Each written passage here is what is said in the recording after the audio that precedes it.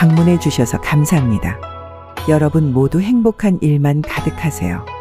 구독과 좋아요는 큰 힘이 됩니다. 고금소총 야담전설 몰아보기 지금 바로 시작합니다. 제1화 귀신과 선비의 운명적 사랑 이야기. 조선 영조 때 한양의 신영채라는 선비가 살고 있었답니다. 그는 선예청에서 낭청으로 일하며 세금 징수 업무를 담당하는 관원이었죠. 매사의 성격이 낙천적이고 시원시원했던 선비는 주위의 어려운 부탁에도 거절하는 법이 없었으니 오히려 이런 그의 성정을 이용하는 사람들로 매번 귀찮고 어려운 일은 모두 그의 몫이 되곤 하였답니다. 하루는 선예청 당상관이 어김없이 그를 불러 말하는 것이었습니다.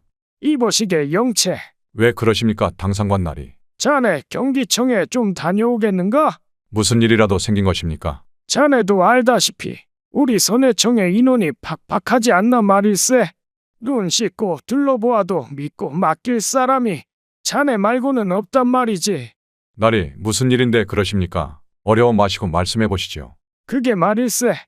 경기청에 세금 징수원 한 명이 부친상을 당해 황급히 사무 지원 요청을 해왔는데 자네가 며칠 좀 파견을 나가면 어떻겠는가?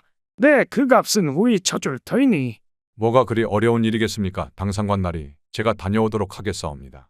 역시 믿음직스럽단 말일세. 가는 대로 해결해야 할 일이 있는 듯하니 어서 채비하고 출발하도록 하시게. 네, 알겠습니다. 그렇게 선비는 군말 한 번 하지도 않고 짐을 꾸려 길을 나섰답니다. 그렇게 두어 시간 길을 걷다 보니 늦은 출발 탓에 해는 벌써 기울어 날이 저물어 가고 있었죠.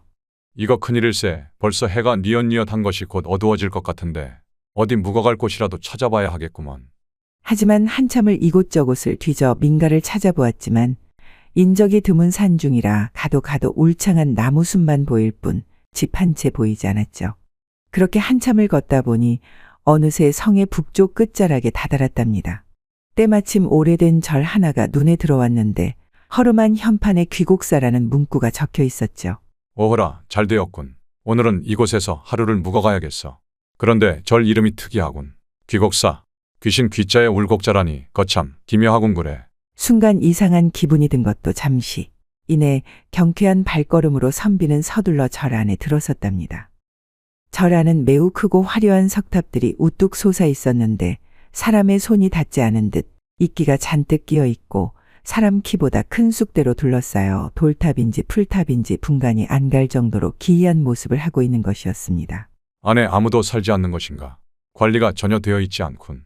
이내 본격적으로 절 이곳저곳을 둘러보기 시작한 선비는 자신이 묵어갈 곳을 찾아 승방으로 가보았답니다. 하지만 동서로 가로놓인 승방은 이미 방치한 지 오래되어 잠을 잘 수 없을 정도로 망가져 있었죠. 이거 안 되겠는걸. 지붕에다 벽까지 무너져 있으니 이곳에서 자다 간 짐승들의 먹이가 되기 딱 좋아.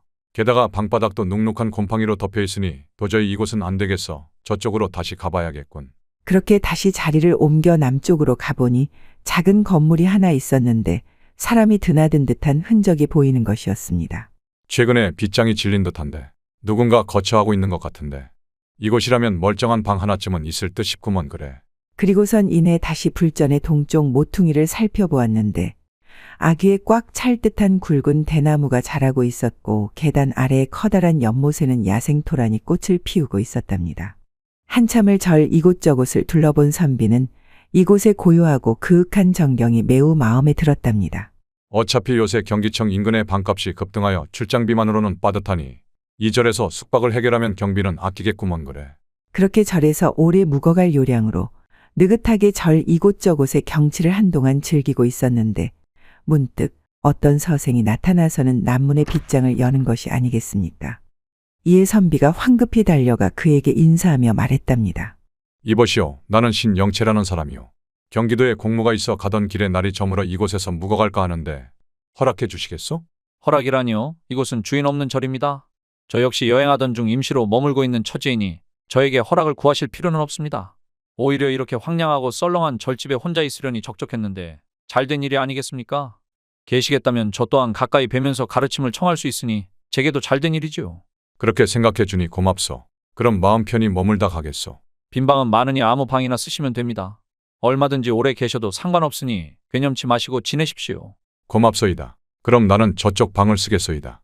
선비는 서생의 말을 듣고 매우 기뻐하며 당장에 짐을 챙겨서는 방 안으로 들어가더니 이내 어디선가 짚을 구해와 바닥에 깔고 콧노래를 잠시 흥얼거리는가 싶더니 이내 코를 드르릉 굴며 단잠에 빠져들었답니다.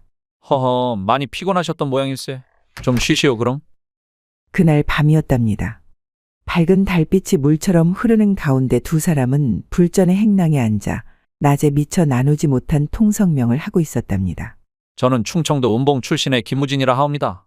도가승이온데 이곳저곳을 떠돌며 수행을 하다 얼마 전부터 이곳에서 묵고 있습니다. 잘 부탁드립니다. 그러셨군요. 안 그래도 소박하고 성실한 말투가 딱 그 지방 사람 같았소. 나는 선해청 낭청 신영채라 하오. 반갑소. 저 또한 이리 만나게 되어 반갑습니다.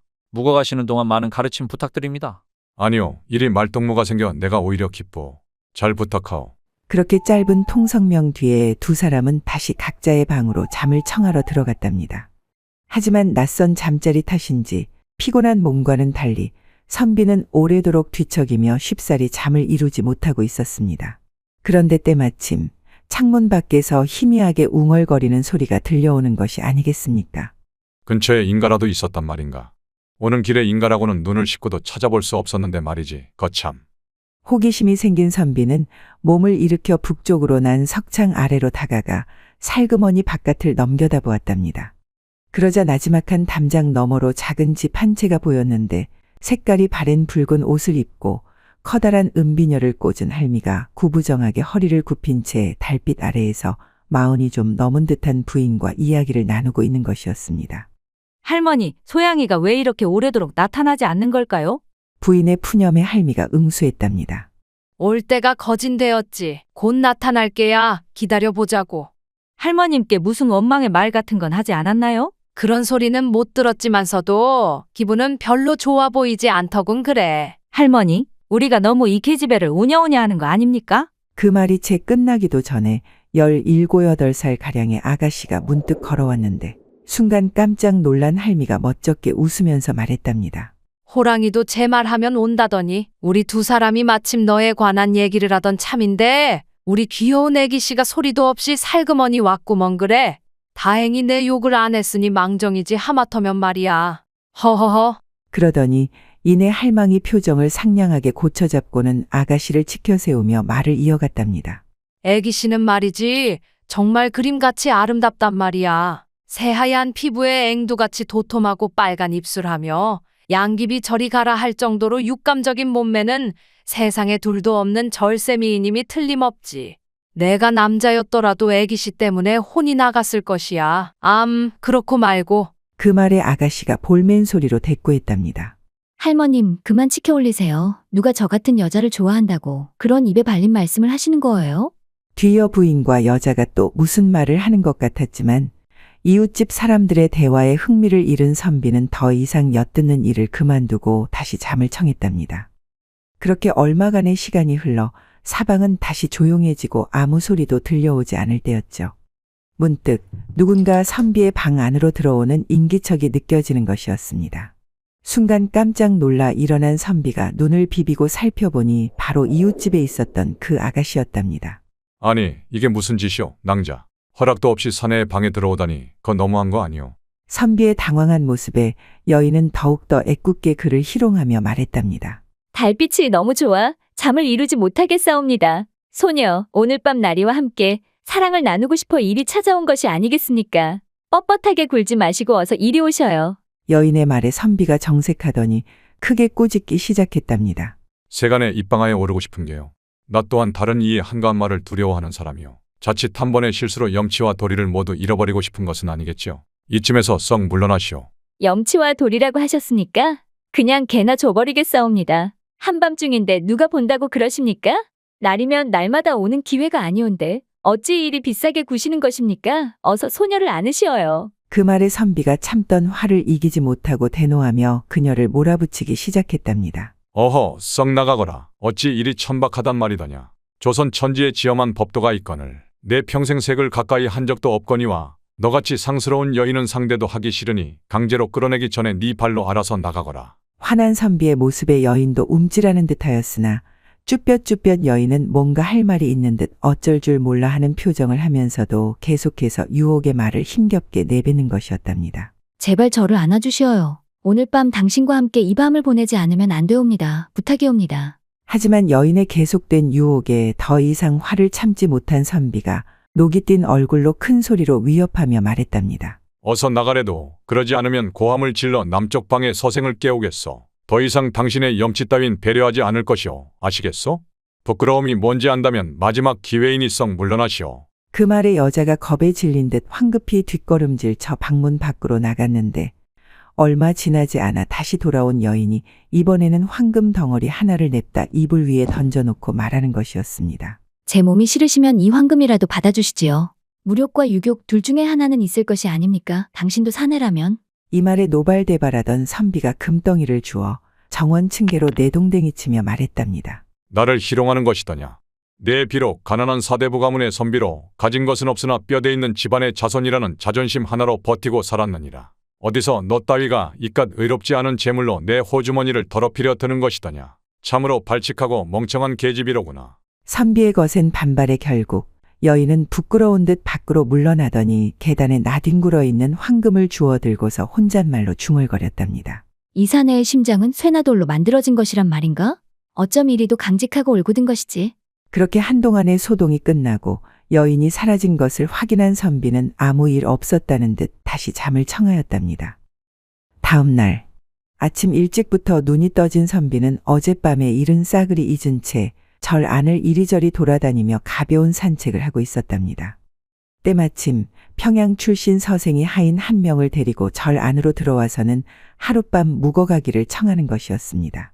과거 시험 보러 가던 길인데 오늘 하루만 묵어 가도 될는지요?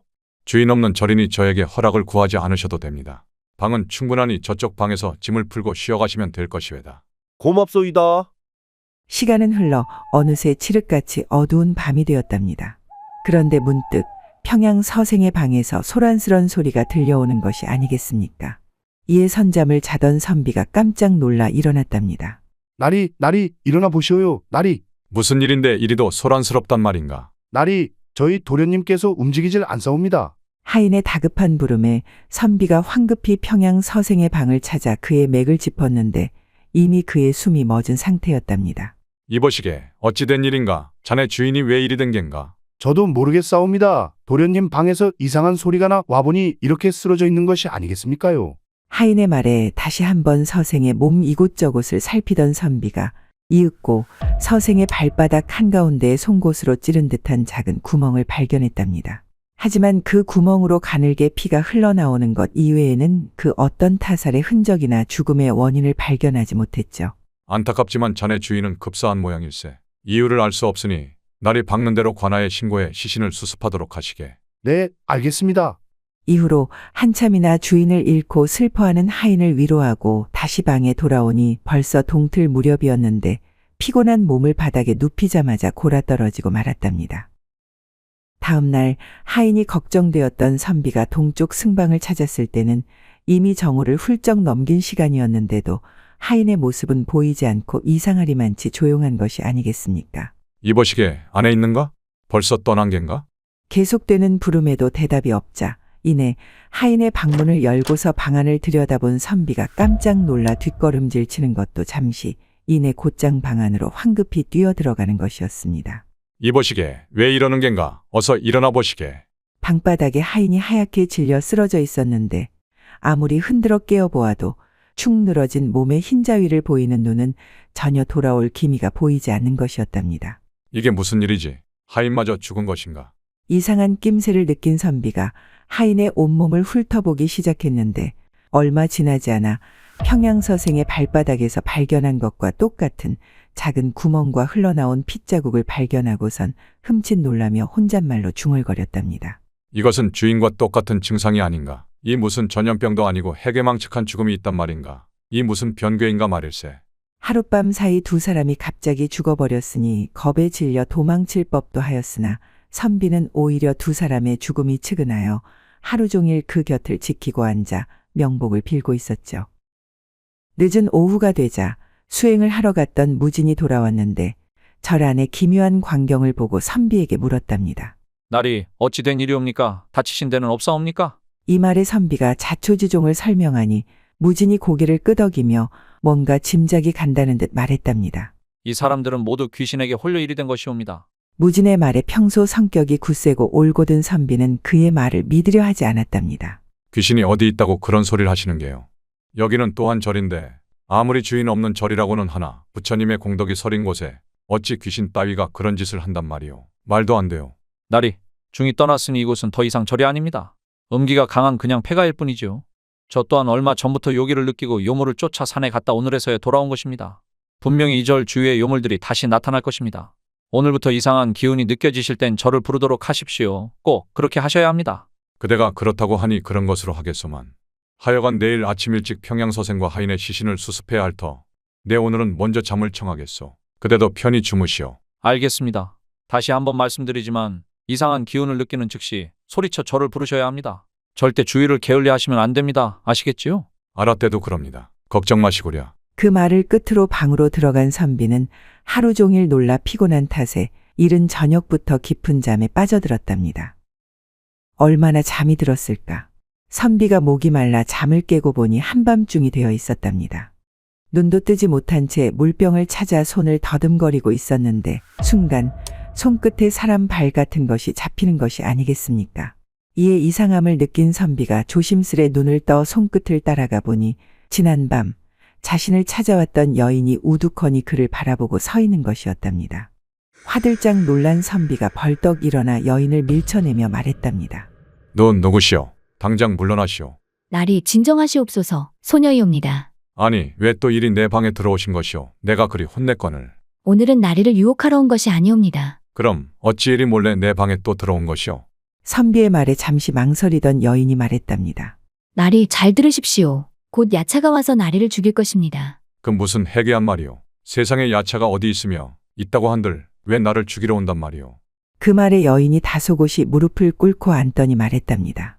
나리, 제 이름은 소양이고 성은 이씨입니다. 18살이 되던 해 역적의 가문으로 몰려 죽게 되었는데 이 절 근처에 매장되었지요. 그런데 이곳에 기생하는 요물의 협박 때문에 저승으로 가지도 못하고 구천을 떠돌며 낚아죽을 두껍게 하고 사람을 유인해 그들에게 인간을 제물로 바치는 이런 더러운 일을 하게 되었답니다. 하지만 이는 실로 제가 원해서 하는 일이 아닙니다. 제가 이런 사실을 말씀드리는 이유는 나리의 성정에 감명받았기 때문입니다. 저는 지금까지 여러 사람을 겪어보았으나 나리만큼 심지가 굳은 이는 본 적이 없습니다. 나리께선 정말 성현처럼 인품이 훌륭하시기 때문에 제가 감히 속이거나 유혹할 생각이 추호도 없습니다. 다만 이제는 절 안에 죽일 만한 사람이 없으므로 분명 야차가 나리를 유혹하기를 강요할 텐데 그렇게 된다면 저로서도 어쩔 도리가 없으니 안타까울 따름입니다. 내 평생 잘못한 일이 없거늘 내게 왜 이런단 말이오? 아니 낭자.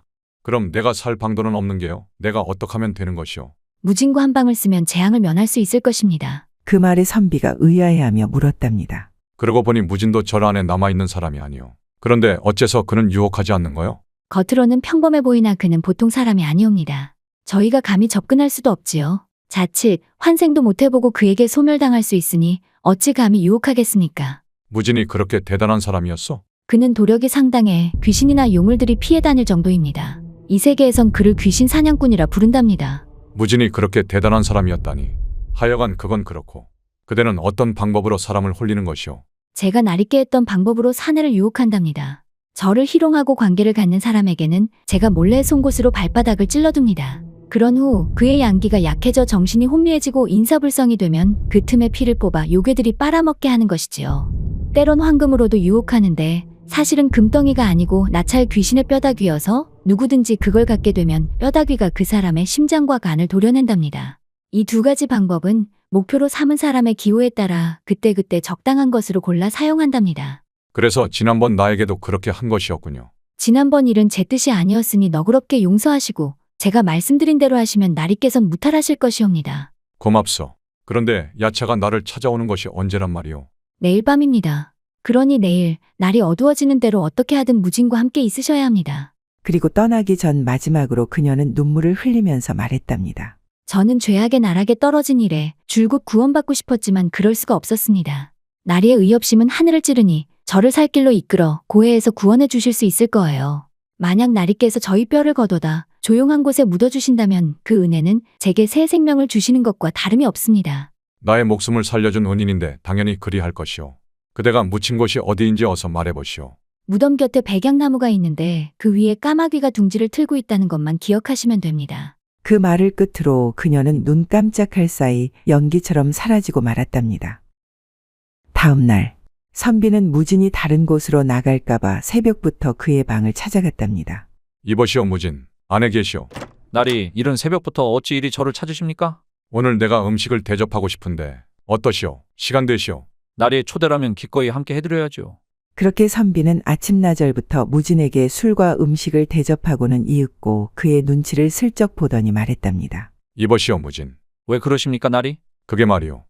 그간의 이상한 일도 그렇고 오늘 밤 혼자 자려니 좀 그런데 하룻밤같이 방을 쓰면 안 되겠소? 선비의 말에 무진이 손사래를 치며 말했답니다. 나리, 저는 옆에 누가 있으면 잠을 못 잡니다. 죄송하지만 사양하겠습니다. 그러지 말고 오늘 하룻밤만 그대 방에서 같이 자게 해주시오. 내 그리할 것이니 허락한 것으로 알겠소. 그렇게 무진의 말은 들은 채만 채 무작정 침구를 챙겨 그의 방으로 쳐들어온 선비를 막을 방법이 없었던 무진은 못 이기는 척 자신의 곁을 내어주며 그에게 당부했답니다. 저는 나리의 대장부다운 면모를 매우 높이 사고 있다는 것을 먼저 말씀드립니다. 나리께서 물론 그러지 않으실 거란 걸 알고 있지만 혹시나 해서 말씀드리는 것이니 기분 나빠하지 않으셨으면 좋겠습니다. 무슨 말인데 그러시오? 어서 말해보시오. 저기 상자가 보이십니까? 보자기에 쌓인 상자 말이오. 네, 맞습니다. 그게 어쨌다는 것이오? 혹여라도 그 상자를 몰래 여는 일은 없어야 합니다. 만약 제 말을 듣지 않으면 우리 두 사람 모두에게 좋지 않을 것입니다. 내 절대 열지 않을 것이니 걱정 붙들어 매시오. 괜한 걱정을 하고 있어 무진. 나리만 믿사옵니다. 이러다 밤새우겠소. 어서 주무십시다. 그렇게 두 사람은 각자 잠자리에 들었고 무진은 상자를 조심히 창틀 위에 올려두었답니다.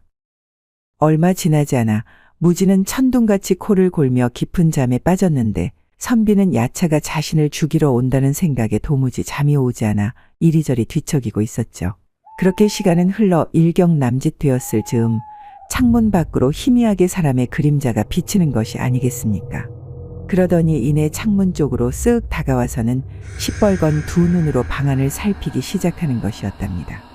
그 모습에 화들짝 놀란 선비가 공포에 벌벌 떨며 무진의 옷자락을 움켜쥐고는 혼잣말로 중얼거렸답니다. 야차가 나를 죽이러 왔어. 그녀의 말대로 야차가 왔어. 이대로 오늘 밤 나는 죽는 것인가? 고향에 있는 어머니와 아내는 어쩌라고? 이런 타양에서 비명행사란 말인가? 어쩜 이리도 운이 없단 말인가?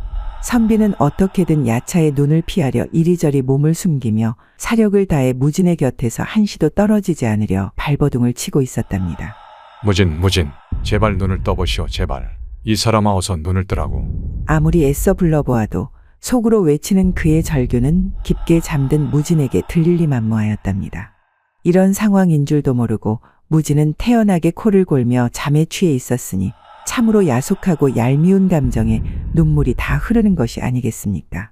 내가 살아도 사는 게 아닌 것 같구먼.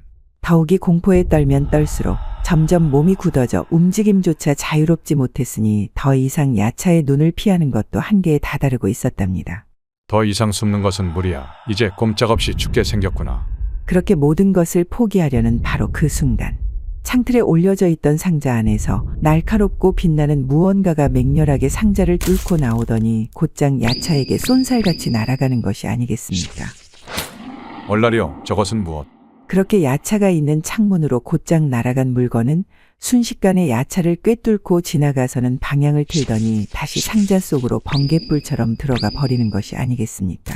도대체 방금 내가 본 것이 뭐지? 마치 살아있는 생물 같은 것이 정말로 신묘하구먼. 이윽고 고통스러운 신음소리를 내며 야차가 물러갔는데 잠시 후 이 상황을 예상이라도 했다는 듯 쿨쿨 자고 있던 무진이 기지개를 쭉 펴며 벌떡 일어나서는 창가에 놓아두었던 상자를 들어서는 살펴보는 것이 아니겠습니까? 무진이 상자에서 뭔가를 꺼내어 달빛에 비춰보았는데 그 작은 물건은 달빛을 반사하며 해맑은 흰 빛을 사방으로 뿜어내고 있었죠. 길이는 2치쯤 되어 보였는데 지름이 부추 잎사귀만한 작은 검이었답니다. 무진은 그 작은 검에 코를 대어 냄새를 맡고는 뭔가 의미심장한 표정으로 고개를 끄덕이더니 이윽고 그것을 몇 겹으로 단단히 싸서는 원래대로 상자 안에 집어넣고서 혼잣말로 중얼거리는 것이었습니다. 얼마나 오래된 유물이기에 이다지도 대담할까? 내가 있는 것을 알면서도 여기까지 침입하다니 말이야. 하지만 녀석도 이검에 일격을 당했으니 당분간은 이 근처에 얼씬도 하지 않겠지. 이 모든 것을 실눈을 뜨고 지켜보던 선비는 더 이상 궁금함을 참지 못하고 벌떡 일어나서는 물었답니다. 이보시오 무진, 도대체 이게 무슨 난리란 말이오? 내가 지켜본 광경이 도대체 이해가 되지 않는데 설명 좀 해보시겠소? 어이구 나리, 깜짝 놀라지 않았사옵니까? 여태껏 자는 척을 하신 겁니까? 사내 대장부인 줄 알았더니 쫄보입니다 그려. 흐흐. 무진의 싱거운 놀림에 살짝 기분이 상한 듯 선비가 퉁명스럽게 물었답니다. 지금 농담할 때가 아니오. 장난치지 말고 어서 말해보시오. 이게 다 무슨 일인지. 선비의 다그침에 무진이 자초지종을 말하기 시작했답니다. 나리와 제가 이미 벗이 되었으니 더 이상 숨길 것이 뭐가 있겠습니까? 다 말씀드리죠. 속 시원히 말씀해보시오 어서. 방금 나리가 보신 것은 사람의 피를 먹고 사는 야차인데 오늘 밤 나리를 먹잇감으로 노리고 침입을 한 것입니다. 일전에 평양 서생과 하인이 죽은 것도 모두 이 녀석들 짓이지요. 더 거슬러 올라가면 이 귀국사의 중들도 모두 야차에게 죽임을 당한 것입니다. 아니 그러면 그대는 그 모든 사실을 알고 있으면서 위험을 무릅쓰고 이리 위험한 곳에서 무엇을 하고 있었던 것이오? 저는 본디 도가에 출가하기 전 이 귀국사에서 수행하던 불제자였지요. 그런데 얼마 전 같이 수행하던 의형제로부터 이 귀국사에서 일어난 일을 듣고 급히 하산하여 머물던 차에 나리께서 이곳에 오신 것입니다. 그 덕에 야차를 잡을 기회가 생긴 것이지요. 그러면 혹시 오늘 밤 일어날 일을 알고 있었던 것이오? 송구한 말씀이오나 오늘 밤에 나리를 잡아먹으러 올 것을 예상하고 있었답니다. 무진, 나를 미끼로 이용한 것이었소. 선비의 원망스러운 눈빛에 무진이 당황하며 말했답니다. 나리, 저도 이리 빨리 야차가 나타날 거라고 생각지는 못했습니다. 다만 평양서생과 하인이 당하는 것을 보고 분명 나리 또한 노리고 있을 것이라는 예측만 한 것이니 너무 서운해하지 마십시오. 이리 제가 오늘 보호해 드리지 않았습니까? 무진의 말에 한편으로는 서운하면서도 한편으로는 다행이라는 생각을 한 선비는 더 이상 그 일은 따져 묻지 않기로 했답니다. 그리고 마리오 무진, 아까 그 야차에게 상처를 입힌 것은 도대체 무엇이오? 이 상자 안에 든 것 말입니까? 그렇소. 이 신묘한 물건은 귀축검이라 부릅니다. 귀축검? 네, 귀축검. 도가에서 귀신 잡을 때 쓰는 검이온데 귀신 냄새만 맡으면 기막히게 알아차리고 스스로 쫓아가 소멸시키는 능력이 있지요. 저의 스승께서 신선이 되시기 전 저에게 물려주신 도가의 귀한 선물 중에 하나입니다. 그건 그렇고 오늘은 요물에 운이 좋은 모양입니다. 정통으로 맞았으면 바로 죽음에 이르렀을 것인데 아무래도 살짝 빗나간 모양입니다. 그럼 이제 다 끝난 것이오? 그것이 말입니다. 왜 그러시오? 무슨 문제라도 있어이까? 미적거리지 말고 말해보시오. 송구한 말씀이오나 방금 전 귀축검에 묻은 녀석의 피 냄새를 맡아보니 여기가 상당한 요물 중에 요물이옵니다. 아마도 1000년 이상 살아온 것 같은데 치명적인 상처를 입었다고는 하나 얼마 못 가 금방 회복될 것입니다.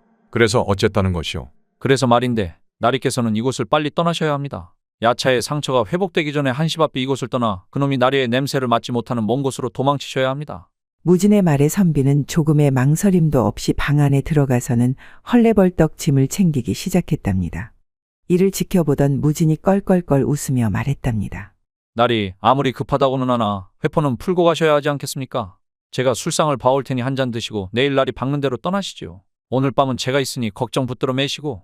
무진의 말에 안도감이 든 선비 또한 무진과의 이별을 아쉬워하며 그와의 마지막 밤을 보내기로 하였답니다. 그렇게 서로 오고 가는 술잔 속에 두 사람은 석별의 정을 나누고 있었죠. 그런데 한참 분위기가 무르익어 가고 있을 때 문득 무진이 찢어진 가죽 주머니 하나를 선비에게 건네는 것이었습니다. 자, 여기. 이 주머니는 무엇이오 무진? 이것은 귀축검을 담았던 주머니입니다. 잘 보관하면 아끼나 귀신을 물리칠 수 있지요. 훗날 유용하게 쓰일 것입니다. 무진의 말에 취기가 오른 선비가 넉살 좋은 표정을 하며 장난스럽게 말했답니다. 이런 낡은 주머니 말고 나에게 검술이나 가르쳐 주지 않겠소? 선비의 말에 무진이 도리질 치며 말했죠. 나리처럼 신의가 있고 강직한 사람에겐 검술이 딱이지요. 하지만 나리께선 부귀영화를 누릴 뿐이지 저와 같이 거친 일에 종사할 부류는 아니니 사양하겠습니다. 그렇게 두 사람은 주거니 받거니 밤늦도록 술잔을 기울이며 이별의 아쉬움을 달랬답니다. 다음 날 새벽, 숙취로 깬 선비가 찬물을 마시다 문득 창문 바깥쪽을 살펴보니 땅에는 핏자국이 아직도 그대로 남아 있었답니다. 긴박했던 어젯밤과는 달리 아무렇지도 않은 듯 멍하니 그것을 쳐다보던 선비가 힘없이 고개를 돌려 다시 찬물만 벌컥벌컥 마시던 그때 선비의 머릿속에 문득 소양과 했던 약속이 떠오르는 것이었답니다. 그렇지. 소양과 한 약속을 잊고 있었어. 하마터면 은인의 부탁을 잊을 뻔했군. 선비는 곧장 절을 빠져나와 소양이 말한 곳을 찾기 시작했답니다. 하지만 보이는 것이라곤 총총이 겹쳐 있는 황량한 무덤들 뿐이었죠. 소양이 말한 곳이 있기나 있는 것인가? 죄다 평범한 무덤들만 보이는데. 얼마를 찾아 헤맸을까?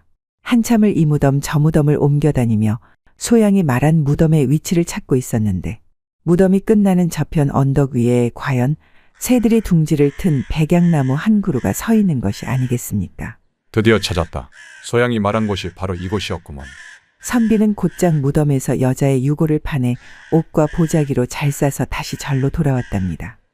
그리고 못다 꾸린 행장을 마저 싸며 돌아갈 채비를 서둘렀죠. 나리, 준비는 다 하셨습니까? 어서 가보셔야 하지 않겠습니까? 이제 갈 참이라오. 안 그래도 그대를 찾아가려던 참인데 잘 되었구려. 지금껏 잘 돌봐주어 감사했소. 항상 건강하고 무탈하시길 비요. 인연이 되면 또 만나겠지요. 네, 나리. 함께 있는 동안 참으로 많은 것을 배웠습니다. 고향에 돌아가시거들랑 좋은 일만 있을 것입니다. 그렇게 선비는 무진과 마지막 작별 인사를 나눈 뒤 곧장 나루터에서 배를 빌려 타고 고향으로 돌아왔답니다. 그날 오후가 되어서야 겨우 고향집에 당도한 선비는 도착하자마자 자신의 서재 맞은편 들판에 소양의 봉분을 만들어 유골을 묻고 조촐하게 장사를 지낸 뒤 제사를 지내며 축원을 올렸답니다. 그대의 처지가 안타까워 이곳에 당신의 거처를 마련했으니 이제는 외로워 마시구려. 항상 내가 말벗이 되어드리리다. 바라건대 다시는 흉악한 귀신에게 능욕당하지 마시오. 급히 준비하느라 한 잔 박주만 올릴 뿐 맛있는 음식은 차리지 못했으니 이를 탓하지는 말아주시오. 그가 정성껏 기도를 올리고 몸을 돌려 집으로 향하려 할 때였답니다. 그 순간 갑자기 뒤편에서 누군가 소리를 지르는 것이었습니다. 잠깐만요, 나리. 저랑 같이 가요. 깜짝 놀라 뒤돌아보니 소양이 기쁨에 눈물을 흘리며 서 있었답니다. 그리고 거듭 감사의 마음을 표하며 말했죠. 나리의 은혜를 어찌 갚아야 할지 모르겠습니다. 제가 나리를 위해 10번 죽는다 해도 그 은혜는 다 갚지 못할 것입니다. 청컨대 나리와 함께 돌아가는 것을 허락해 주세요. 부모님을 뵙고 나서 당신의 첩이 될 수만 있다면 아무 여한이 없겠어요. 갑작스러운 여인의 정에 선비는 순간 당황했지만 마음을 다잡고 말했답니다. 나는 이미 부인이 있는 사람이오. 세상에 법도가 있거늘 어찌 첩을 드리겠소. 다른 사람은 몰라도 나는 그런 생각을 해본 적이 없다오. 미안하오. 나리, 자신을 구해준 은인을 주인으로 삼는 것은 하늘의 법도이니 인간인 나리께서 하늘의 법도를 거스르는 것 또한 이치에 어긋나는 일이지요. 그 말에 선비가 말문이 막혀 그녀를 자세히 훑어보았답니다. 지난밤 보았던 그녀와 또 다르게 흰 살결에는 발그레한 홍조가 노을처럼 빛나고 있었고 빨간 입술은 앵두보다 더 탱글탱글한 것이 환한 대낮에 보니 더욱 아름다운 미인이 아니겠습니까? 한동안 넋을 잃고 소양을 바라보던 선비는 모해라도 홀린 듯 그녀를 데리고 일단 서재로 돌아왔답니다. 소양, 잠시 이곳에 앉아서 기다려 주시오. 네, 나리. 선비는 우선 안으로 들어가 어머니에게 자초지종을 설명했는데 그의 어머니는 아들의 말에 대경실색하지 않을 수 없었답니다. 내가 제정신인 것이더냐. 네 처가 중병에 걸려 오랫동안 병석에 누워있거늘 첩이라니 그것도 인간도 아닌 귀신과 말이다. 네 처가 알면 놀라 명을 재촉할 일이니라 안 되느니라 절대 알겠느냐? 어머니 그것이. 절대 안 된다고 하지 않았느냐? 어찌 인간과 귀신이 그럴 수 있단 말이더냐? 한참 동안 그들이 실랑이를 나누며 대화를 나누는 사이 소양이 어느새 방 안에 들어와 깍듯이 절을 올리고 있는 것이 아니겠습니까? 이를 본 선비가 덤덤하게 말했답니다. 이 사람이 소양입니다. 어머니가 놀라 허둥지둥하며 어찌할 바를 몰라 하는데 소양이 먼저 입을 열었답니다. 저는 호롤단신 떠도는 처지로 부모 형제와도 멀리 떨어져 있습니다만 다행히 나리의 보살핌으로 새로운 삶을 살게 되었습니다. 원컨대 나리의 시중을 들면서 하늘 같은 은혜에 보답하고 싶습니다. 어머니는 그녀의 부드럽고 사랑스러운 모습을 보더니 그제서야 말문을 뗐답니다. 아가씨가 그토록 내 아들을 생각해주니 나야 기쁘기 그지없구려. 하지만 내 한평생 아들이라곤 이애 하나뿐인데 대를 이어야 할 아이에게 귀신과 결혼하라고 할 수는 없소. 또한 내 아들에겐 이미 아내가 있다오. 그러자 소양이 얼른 말을 받았답니다. 절대로 다른 마음이 있어서가 아닙니다. 제가 저승 사람이라 어머님께서 믿지 못하시겠다면 오라버니로라도 섬기는 것은 어떠하실는지요? 어머님 곁에서 아침 저녁으로 시중을 드는 것이야 괜찮지 않겠습니까? 그 말에 한참을 망설이던 어머니가 소양을 위아래로 안쓰럽게 쳐다보더니 이윽고 말했답니다. 그럼 그렇게 합시다. 당신의 정성스러운 마음을 어찌 외면하겠소. 이것도 인연이니 앞으로 잘 지내봅시다. 소양은 기쁜 마음에 즉시 선비의 처에게 인사하러 가려고 했지만 어머니가 병자를 성가시게 하지 말라고 만류하자 다음 기회로 미루고 단념하였답니다. 이에 곧바로 부엌으로 들어가서는 어머니를 대신해 요리하고 마치 오래전부터 그 집에 살아왔던 사람처럼 집안일을 하기 시작하는 것이었습니다. 그러는 사이 날이 저물었는데 눈치를 살피던 어머니가 소양을 불러 말했답니다. 얘야, 미안하지만 난 아직도 내가 무섭단다.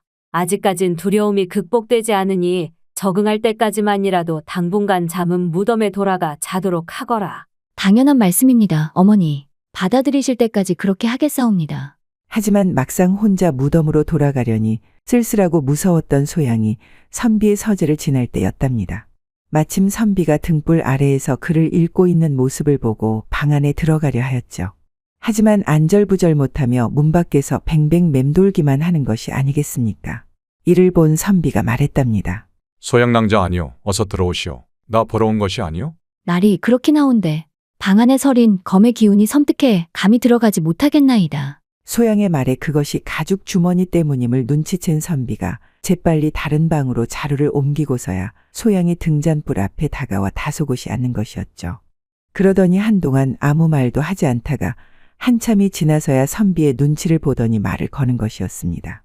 밤에 글을 읽으십니까? 저는 어렸을 때 능엄경을 읽은 적이 있는데 지금은 거의 기억이 나지 않사옵니다. 괜찮으시다면 저녁에 틈나는 대로 오라버님께 가르침을 청해도 될는지요? 그렇게 하시오.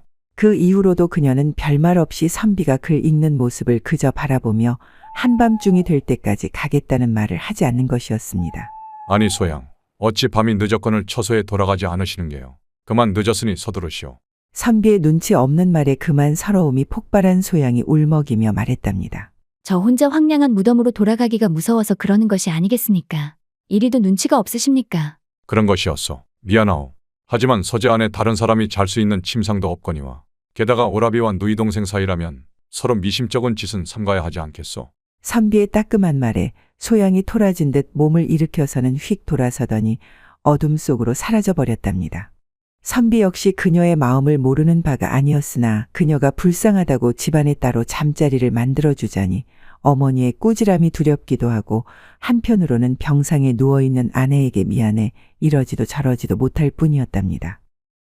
그날 이후 소양은 매일 새벽 어머니께 문안을 드리고 대야의 새순물을 받아 시중을 든 뒤 다른 방으로 물러가 집안일을 했는데 어느 하나 어머니의 뜻에 거슬리는 것이 없었답니다. 그리고 황혼 무렵이 되면 그녀는 언제나 어머니에게 인사를 드리고 물러나와 서재에 들러 불경을 읽다가 선비가 잠자리에 들려는 기색을 보이면 매번 울상이 되어 물러가는 것이 일상이 되었죠. 그런 날들이 하루하루 지나가고 얼마 뒤 오랜 며느리의 병수발로 지쳐있던 어머니는 소양의 진심 어린 헌신의 감동에 드디어 그녀에게 마음의 문을 열게 되었답니다. 소양아, 네, 어머니. 오늘부터 나와 함께 이 방에서 같이 자도록 하자꾸나. 매번 혼자 외롭고 무서울 것을 생각하면 가슴이 아팠단다. 어머니, 정말이시옵니까? 정말이고 말고. 진심으로 감사드립니다. 더욱이 반년쯤 지나자 차츰 묽게 순 죽을 마실 수 있게 되었는데 그녀가 사람인지 귀신인지 말하지 않으면 아무도 모를 정도였으니 주위의 다른 사람들은 아무도 그녀가 귀신이라는 사실을 눈치채지 못했답니다. 그렇게 시간은 흘러 어느 날 중병을 앓고 있던 선비의 아내가 병마를 이기지 못하고 그만 죽게 되었답니다. 하루는 혼자 된 아들이 안쓰러웠던 어머니가 소양을 불러 말했답니다. 얘야, 내가 너를 며느리로 드릴 마음이 굴뚝 같다만 아들에게 이롭지 않을까봐 걱정스러운 마음이 앞서는구나. 소양은 어머니의 염려를 눈치채고 틈을 보아 이렇게 아뢰었답니다. 어머니, 1년이 넘는 세월 저와 함께 하셨으니 응당 저희 사람됨을 아실 것입니다. 저에게 딴 생각은 전혀 없사옵니다. 다만 나리께선 하늘과 사람의 흠모를 한 몸에 받으실 위인이 되실 것이니 저는 그저 나리를 돕고 또 의탁하고 싶을 뿐입니다. 그러다 보면 몇 년 뒤 제가 그 덕행과 업적을 인정받게 된다면 저승에서도 영광스럽지 않겠습니까? 물론 소양이 너의 성품이야 내 익히 알고 있는 바이니 걱정할 것이 없다만 다만 우리 가문의 자손이 끊기지 않을까 걱정이 앞서는구나. 어머니의 말에 소양이 그녀의 두 손을 꼭 잡고 말했답니다. 어머니, 자녀는 오직 하늘만이 주실 수 있는 것입니다. 일전에 사람의 운명을 적은 장부를 본 적이 있사온데 나리께는 가문과 조상을 빛낼 아들이 셋이나 된다고 씌어 있었습니다. 귀신인 저를 처로 삼았다고 해서 그것이 없어지지는 않을 것입니다. 그녀의 말에 어머니의 만면에 화색이 돌더니 당장에 선비를 불러놓고 말했습니다. 영채야, 왜 그러십니까, 어머니? 며느리가 죽은 지 이제 1년이 넘었으니 남편의 도리는 그쯤 해도 될 것이다. 이제는 우리 가문과 가족을 위해 대를 이어야 하니 소양이와 혼례를 올리도록 하거라. 어머니의 말에 선비가 매우 기뻐하면서 그날로 잔치상을 차려놓고 친척들을 초대해 그들에게 결혼을 알렸답니다. 형님, 형수님 얼굴 좀 보고 싶소. 어서 데리고 와보시오. 말이 끝나기도 무섭게 소양이 대담하게도 화려하게 단장한 모습으로 그 자리에 나타났답니다. 순간 모든 사람들이 눈을 동그랗게 뜨고 소양을 쳐다보았는데 그녀를 귀신이라고 의심하는 게 아니라 마치 선녀를 만난 듯 그녀에게 환호를 보내는 것이었답니다. 이날 이후 멀고 가까운 곳을 막론하고 여러 친척들이 예물과 축하 인사를 핑계로 앞다퉈 소양과 친분을 쌓으려 하였답니다. 그럴 때면 소양은 난초와 매화를 그려 매번 한 폭씩 답례로 선물했는데 사람들 모두 소양의 그림을 보물처럼 간수하면서 영광으로 생각했답니다. 그렇게 행복한 나날이 계속되던 어느 하루였답니다. 소양이 창문 앞에서 고개를 수그리고 마치 뭔가를 잃어버린 것처럼 답답하고 안타까운 표정을 짓더니 문득 선비에게 물었답니다. 여보, 가죽 주머니 어디 있죠? 무슨 가죽 주머니 말이오? 제가 예전에 무섭다고 당신이 치우지 않았습니까? 아, 무진이 선물한 가죽 주머니 말이오. 당신이 무서워하기에 잘 싸서 다른 곳에 감춰두었다오. 이제 저는 산 사람과 다를 바 없으니 더 이상 그것이 무섭지 않답니다. 그러니 그것을 꺼내다 침대맡에 걸어놓는 것이 좋겠어요. 소양의 말이 궁금해진 선비가 그 이유를 캐묻자 소양이 근심 어린 낯빛으로 대답했답니다. 요 며칠 동안 줄곧 무섭고 불안한 것이 영 마음이 편치 않사옵니다.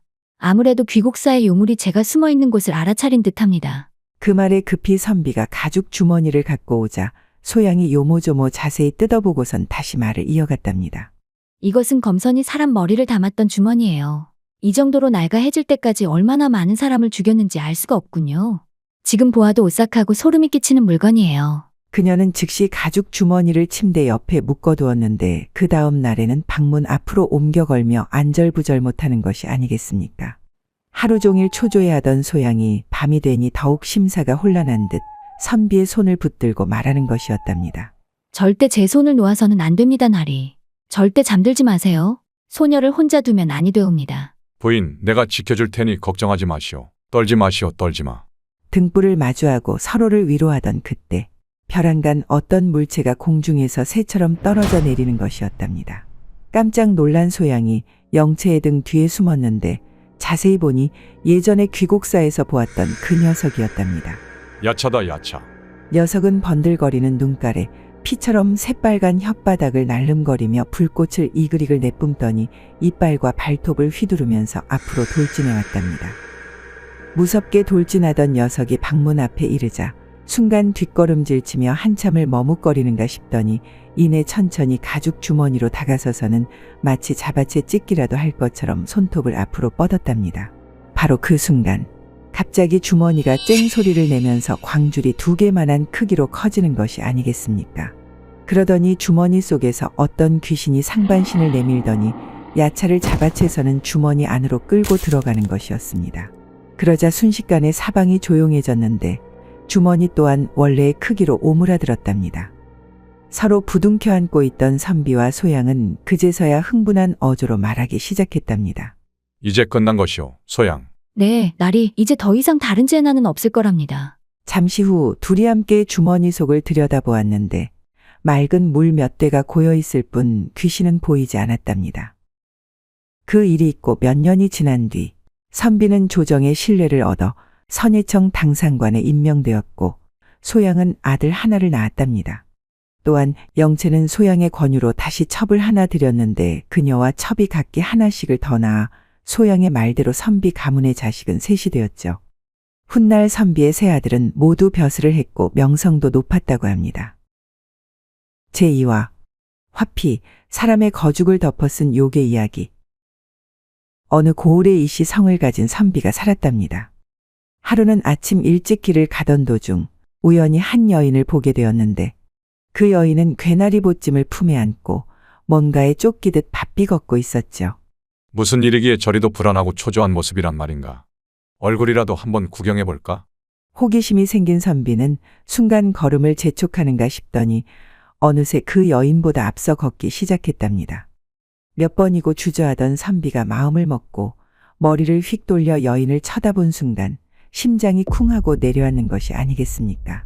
아니 어찌 이리도 아름답단 말인가? 내 평생 이처럼 아리따운 여인을 만나본 적이 있었던가? 이팔 청춘의 아리따운 낭자의 모습에 홀딱 반한 선비는 그 여인에게 홀린 듯 조금의 주저함도 없이 그녀에게 말을 건넸답니다. 낭자, 무슨 일로 이런 아침부터 이리 바삐 길을 가시는 게요? 선비의 장난기 어린 물음에 여인이 반갑지 않은 듯 얼굴도 쳐다보지 않고 퉁명하게 대꾸했답니다. 나리, 가시던 길 그냥 가시지요. 각자의 사연이 있는 것이 아니겠습니까?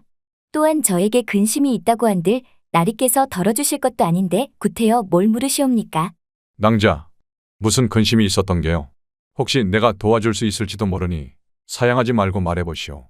선비의 추근거림에 한동안 앞만 보고 걷던 여인이 끈질긴 선비의 추궁에 맞득자는 표정으로 말했답니다. 몇 해 전 소녀 부모가 재물을 탐하여 저를 지체 높으신 양반댁 첩으로 팔아넘겼지요. 하지만 정실 부인의 투기가 심하여 밤낮으로 소녀를 욕하고 때리니 이에 더 이상 참을 수 없어 이리 멀리 도주하고 있는 것이옵니다.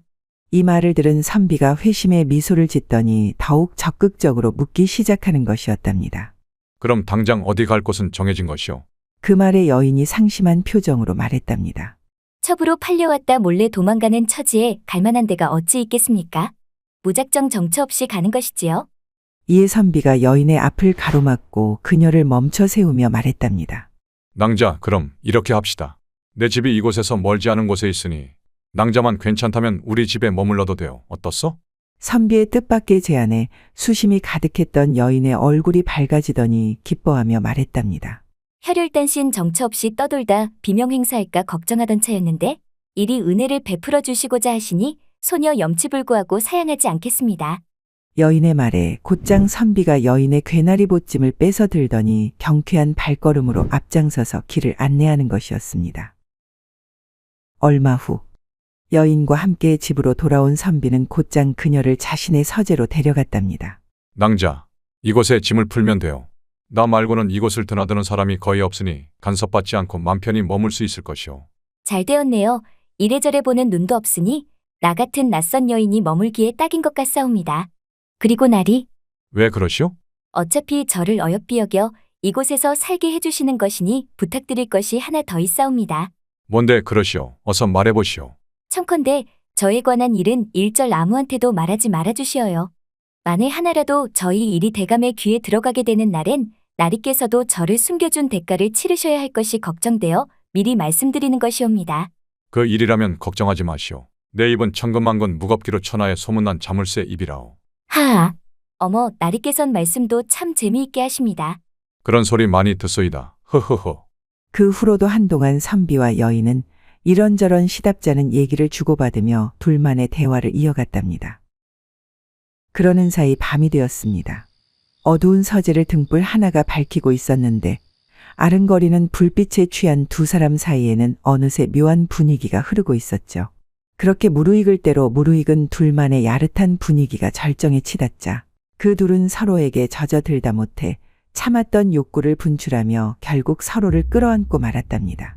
낭자, 오늘 밤은 그대와 함께 하고 싶소. 간절하오. 나리도 저와 같은 마음이시니 오늘 밤은 저와 함께 우누질하게 극치에 달해보아요. 그렇게 그들은 한 몸이 되어 뜨거운 밤을 지새우게 되었답니다. 한편 그녀가 밀실에 기거한 지 며칠이 지났음에도 어느 누구 하나 그 사실을 눈치채지 못했으니 선비는 그녀와의 관계를 자유롭게 이어갈 수 있었답니다. 하지만 선비의 아내만큼은 속일 수 없었습니다. 그도 그럴 것이 매일 밤 기생집을 드나들며 기집질하느라 집에는 코빼기도 보이지 않던 남편이 요 며칠 서재에 틀어박혀 꼼짝도 하지 않으니 이를 이상하게 여긴 아내가 그를 추궁하기에 이른 것이었죠. 나리, 어쩐 일로 요 며칠 집안에 계신 것입니까? 그것도 과거 낙방 이후로 아예 쳐다도 보지 않던 서재에서 말입니다. 어디 기생이라도 꽁꽁 숨겨놨답니까? 부인, 그것이 말이오. 서역에서 새로 들어온 서적이 있어 탐독을 하다 보니 기생도 생각이 나질 않더이다. 부인의 추궁에 먼 산만 바라보며 말을 더듬는 남편을 호통치며 부인이 말했답니다. 제 눈을 똑바로 쳐다보세요, 나리. 거짓말이 훤히 보입니다 그려. 지금 당장 서재에 가서 그 책 좀 보여주십시오. 저도 새로 들어온 책 좀 봐야겠습니다. 그게 말이오. 나리, 지금부터 솔직하지 못한 말로 저를 속이신다면 다시는 나리를 보지 않을 것입니다. 기집질은 용서할 수 있으나 저에게 거짓말하는 것은 용서하지 않을 것입니다. 사실대로 말씀해 주시지요. 부인의 서슬퍼런 말에 선비는 오금이 저려 더 이상 사실을 숨길 수가 없어 이내 자초지종을 이실직고하고 말았답니다. 이에 선비의 말을 한참 듣고 있던 부인이 탄식하며 말했죠. 다른 여인을 품는 것이 어찌 죄라고 하겠습니까? 사대부 가문 사내들이 기집질하는 게 한두 해도 아니거늘 어찌 이를 탓하겠습니까? 이해해주니 고맙소 부인. 사내대장부가 많은 여인을 거느리는 것이 죄는 아니지 않소? 죄는 아니지요. 죄는. 하지만 출신도 성분도 모르는 여인을 함부로 집에 들였으니 소문이라도 나면 그 뒷감당을 어찌하려 하십니까? 뿐더러 어느 고관대작의 첩이었다는 말이 사실일 경우 이 일이 탄로나면 우리 가문에 화가 닥칠 것이 자명한데 어찌 이리도 무모한 것입니까? 가문은 안중에도 없으시단 말입니까? 당장 그 여인을 쫓아보내십시오. 부인, 그 말도 일리가 있으나 지금에 와서 그 여인을 쫓아보낸들 함부로 이 일을 떠들고 다니면 오히려 그것이 화를 자초하지 않겠소. 그러니 우리가 잘 데리고 있다가 기회를 엿봐서 내보내도록 합시다. 그래야 감시도 수월하지 않겠소. 선비는 어떤 이유를 대서라도 여인을 내보내지 않기 위해 애썼는데 그 모습을 보고 있던 부인이 씁쓸한 표정으로 말했답니다. 그리도 그 여인이 맘에 드시는 것입니까? 허구한 날 기집질한다고 집안에 코빼기도 안 보이던 양반이 어쩐 일로 집에 들어왔다 했습니다. 그래도 이게 어딥니까? 기집질하다 어디서 객사하느니 집에라도 있으니 걱정은 덜합니다. 하여간 그 여인과의 일이 밖으로 새어나가지 않도록 매사 조심하셔야 합니다. 아시겠습니까? 부인, 고맙소. 이리 이해해 주시니 내 절대 가문의 먹칠은 하지 않을 것이니 걱정하지 마시구려. 그 뒤로 선비는 서재에 아예 눌러 살았는데 매일 밤 여인과 우누지락을 나누느라 하루가 어떻게 가는 줄도 몰랐답니다. 그러던 어느 하루 선비가 볼 일이 있어 저잣거리에 나가게 되었답니다. 그곳에서 우연히 한 도사와 마주치게 되었는데 도사는 선비를 보자마자 깜짝 놀라며 그의 소매를 붙잡고 멈춰 세우더니 묻는 것이었습니다. 이보시오. 혹시 최근에 누군가를 만난 적이 없소? 도사의 뜬금없는 물음에 선비가 의아한 듯 말했답니다. 없어. 그런데 왜 그러시오? 이에 도사가 심각한 표정으로 선비에게 말했답니다. 공의 몸에 요사스러운 기운이 이리 감돌고 있거늘 어찌 없다고 하시는 게요? 무슨 말씀을 하시는 게요? 어디서 도사 나부랭이가 엄한 사람 붙잡고 요사스러운 그 혀를 나불거리는 것이오. 부적이라도 팔아 끼니 때울 요량으로 그러나 본데. 옛다 여기 있어. 이거 먹고 떨어지시오. 선비는 옷소매에서 엽전 단량을 꺼내 도사의 손에 쥐어주고선 다급히 그의 등을 떠밀며 멀리 내쫓기 시작했답니다. 이에 도사가 뒷걸음질 치면서도 연신 탄식하며 말했답니다. 오 통제라. 세상에 과연 죽음이 임박했는데도 깨닫지 못하는 자가 여기 있구나. 도사의 말에 가던 길을 멈춰선 선비가 심사가 뒤틀린 듯 그를 다시 붙들고선 물었답니다. 그 말이 심한 거 아니오. 죽음이 임박했다니. 재수가 없으려니 에이텟. 그래, 어디 한번 드러나 봅시다. 그 허풍이 얼마나 신박한지. 이에 도사가 차분한 어조로 선비에게 말했답니다. 잘 들으십시오. 선비께서는 지금 사람의 가죽을 쓴 요괴와 밤마다 관계를 가지고 있소이다. 지금은 쾌락에 젖어 그대의 몸이 상하는 것을 느끼지 못할 것이나 얼마 지나지 않아 정기를 빼앗기고 결국 그 녀석에게 몸체 먹히게 될 것이외다. 도사의 말에 선비가 피식 웃으며 그의 멱살을 잡아끌며 말했답니다. 이놈의 도술쟁이가 할 말이 있고 못할 말이 있거늘 그 허풍이 진정 가관이로구나. 어디서 그새 치열을 놀리고 다니는 것이냐. 세상 천지의 사람 가죽을 쓰고 다니는 요괴가 어디 있다고. 더 이상 들을 것도 없으니 썩 꺼지시게. 선비의 모욕적인 언사에도 당황하지 않고 멱살 잡은 선비의 두 손을 침착하게 잡아 쓸어내린 도사가 끝까지 할 말을 이어갔답니다. 잘 생각해 보시오. 분명 요근 내에 당신이 누군가를 만났을 것이오. 다시 말하지만 그것은 인간이 아니라 요괴요 요괴. 오래도록 살고 싶다면 황급히 그것을 집안에서 내보내시오. 안 그러면 당신뿐만 아니라 당신 가족들의 안위가 위태롭소이다. 명심하시오. 그 말을 끝으로 도사는 흐트러진 두루마기를 툴툴 털더니 호련히 사람들 사이로 사라졌답니다. 도사의 말이 괴이하면서도 허풍 같았지만 그의 멀어지는 뒷모습을 바라보고 있자니 선비의 마음속 한구석에서 문득 도사가 말한 누군가가 그 여인이 아닐까 하는 생각이 순간 잠시 스쳐 지나가는 것이었답니다. 혹시 아닐 거야. 그래도 아리따운 여인이 어찌 요괴일 수 있단 말인가. 틀림없이 도사가 귀신을 쫓느니 어쩌니 하며 부적팔이하려는 개수작일 거야. 그날 오후 저작거리에서 돌아온 선비는 곧장 서재를 찾았답니다. 그런데 서재 바깥 대문이 평상시와 다르게 안쪽에서 잠겨 있는 것이었습니다. 아니 이리 문을 잠가 놓으면 어쩌자는 것이야. 이런. 이에 곧장 무너진 담장을 뛰어넘어 서재 입구로 갔는데 서재 방문 역시 굳게 잠겨 있는 것이 아니겠습니까? 이런 적이 한 번도 없었는데 어딜 나간 것인가? 남의 눈에 띌까봐 서재에 꼭 숨어 지내는 낭자가 그럴 리가. 이상한 낌새를 느낀 선비는 본능적으로 발소리를 낮추고선 창가로 살금살금 걸어가 창문을 통해 서재 안을 엿보았답니다. 그 순간 뭔가에 놀란 선비가 뒷걸음질치며 떨리는 목소리로 중얼거렸답니다. 아니 낭자는 어디 가고 저것은. 한동안 말을 잇지 못하고 충격에 휩싸인 선비는 발이 얼어붙은 듯 옴짝달싹 못한 채 온몸을 바르르 떨며 서재 안에 뭔가를 뚫어져라 쳐다보고 있었답니다. 잠시 후 침을 꼴깍 삼키며 식은땀을 흘리던 선비가 용기를 낸 듯 사뭇 비장한 눈빛을 하더니 다시 한번 창문 곁에 다가서서 안을 들여다보았답니다. 화장 거울에 언뜻 뭔가의 얼굴이 어른어른 비쳤는데 차마 형언할 수 없이 괴이한 형상을 한 채 허연 입김을 내뿜으며 앉아있는 것이었습니다. 핏기 없는 창백한 얼굴에 톱날처럼 날카로운 이빨이라니. 내 여지껏 살면서 듣지도 보지도 못한 몰골이구나. 어찌 저리도 흉측하단 말인가. 그러고 보니 저것이 바로 그 도사가 말한 요괴였단 말인가. 아니지, 우연의 일치겠지. 그런데 저 녀석이 왜 내 서재에 있는 거지? 그러고 보니 낭자의 모습이 보이지 않는군. 설마 저 녀석이 낭자를 잡아먹은 것은 아니겠지. 저 녀석을 피해 잘 숨어 있어야 할 텐데. 낭자 어디 있는 것이오? 서재에 있어야 할 낭자가 보이지 않자 이런저런 오만 가지 생각에 선비는 창틀을 꼭 부여잡고 덜덜 떨며 낭자 걱정으로 애만 태우고 있었답니다. 한편 서재 안의 요괴는 인기척을 느끼지 못했는지 한참이나 거울을 보며 여인이 화장을 하듯 얼굴 이곳저곳을 어루만지는가 싶더니 이내 바닥에 널브러져 있던 가죽 뭉텅이를 펼쳐서는 붓을 들어 채색하기 시작하는 것이었답니다. 이 모습을 한참이나 지켜보던 선비가 피식 코웃음을 치며 말했답니다. 참으로 기괴한 요물일세. 자기가 무슨 여자라도 되는 양 화장하는 흉내를 내질 않나. 이제는 붓을 들고 그림을 그릴 모양일세 그려.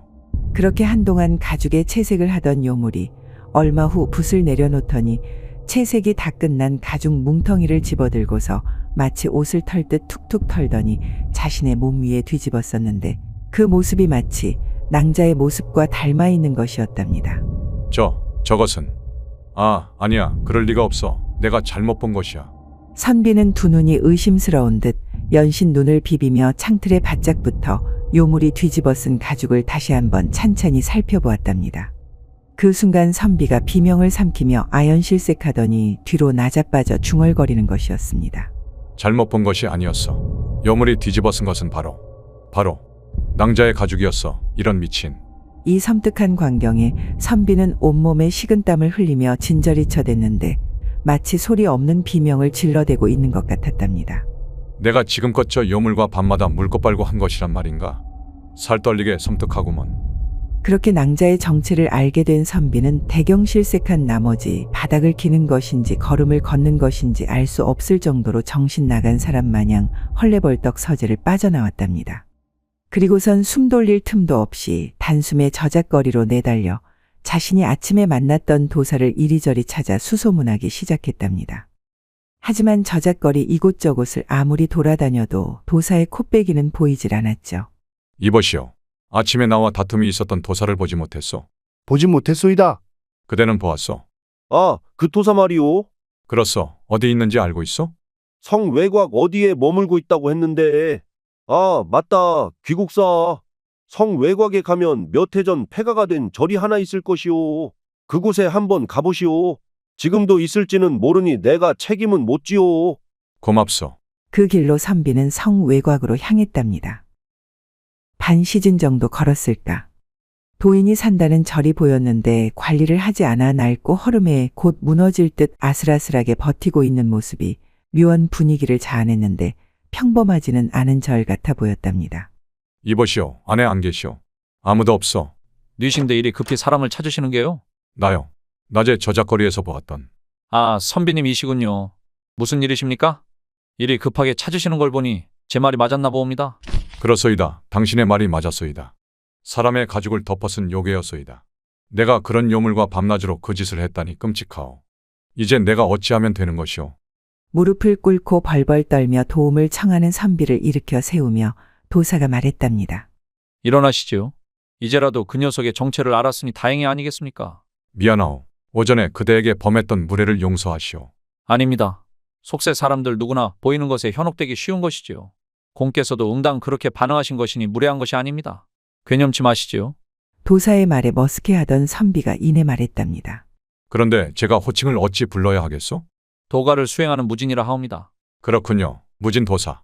그런데 그 요물의 정체가 도대체 뭐길래 그리도 흉측하단 말이오. 화피기라는 녀석이옵니다. 화피기? 네, 화피기. 본디 명나라에서 숭악하기로 소문난 요물이었는데 어느 순간 자취를 감추었지요. 그렇게 한동안 보이지 않던 녀석이 근래에 조선에 출몰하여 사람들을 죽이고 다니고 있지요. 조정에서도 이 문제로 골머리를 앓고 있다고 들었습니다. 그렇군요. 그건 그렇고 이 녀석이 사람의 가죽을 뒤집어 쓰던데 말이오. 맞습니다. 이 요물은 자신의 추악한 모습을 숨기기 위해 아름답게 화장을 한 사람의 가죽을 덮어쓰는데 낮에는 주로 아름다운 여성의 모습으로 다닌답니다. 그러다 그 모습에 홀린 먹잇감의 심장을 밤이 되어 파먹고 입었던 가죽을 벗어놓고 사라져버리는 게 습성이지요. 몇 달 전 국경의 정체를 드러내더니 어느새 이곳까지 이른 모양입니다. 그럼 이제부터 내가 어찌해야 하는 것이오? 요물을 쫓아낼 방법은 있는 것이오. 나리 그에 앞서 부탁이 하나 있사옵니다.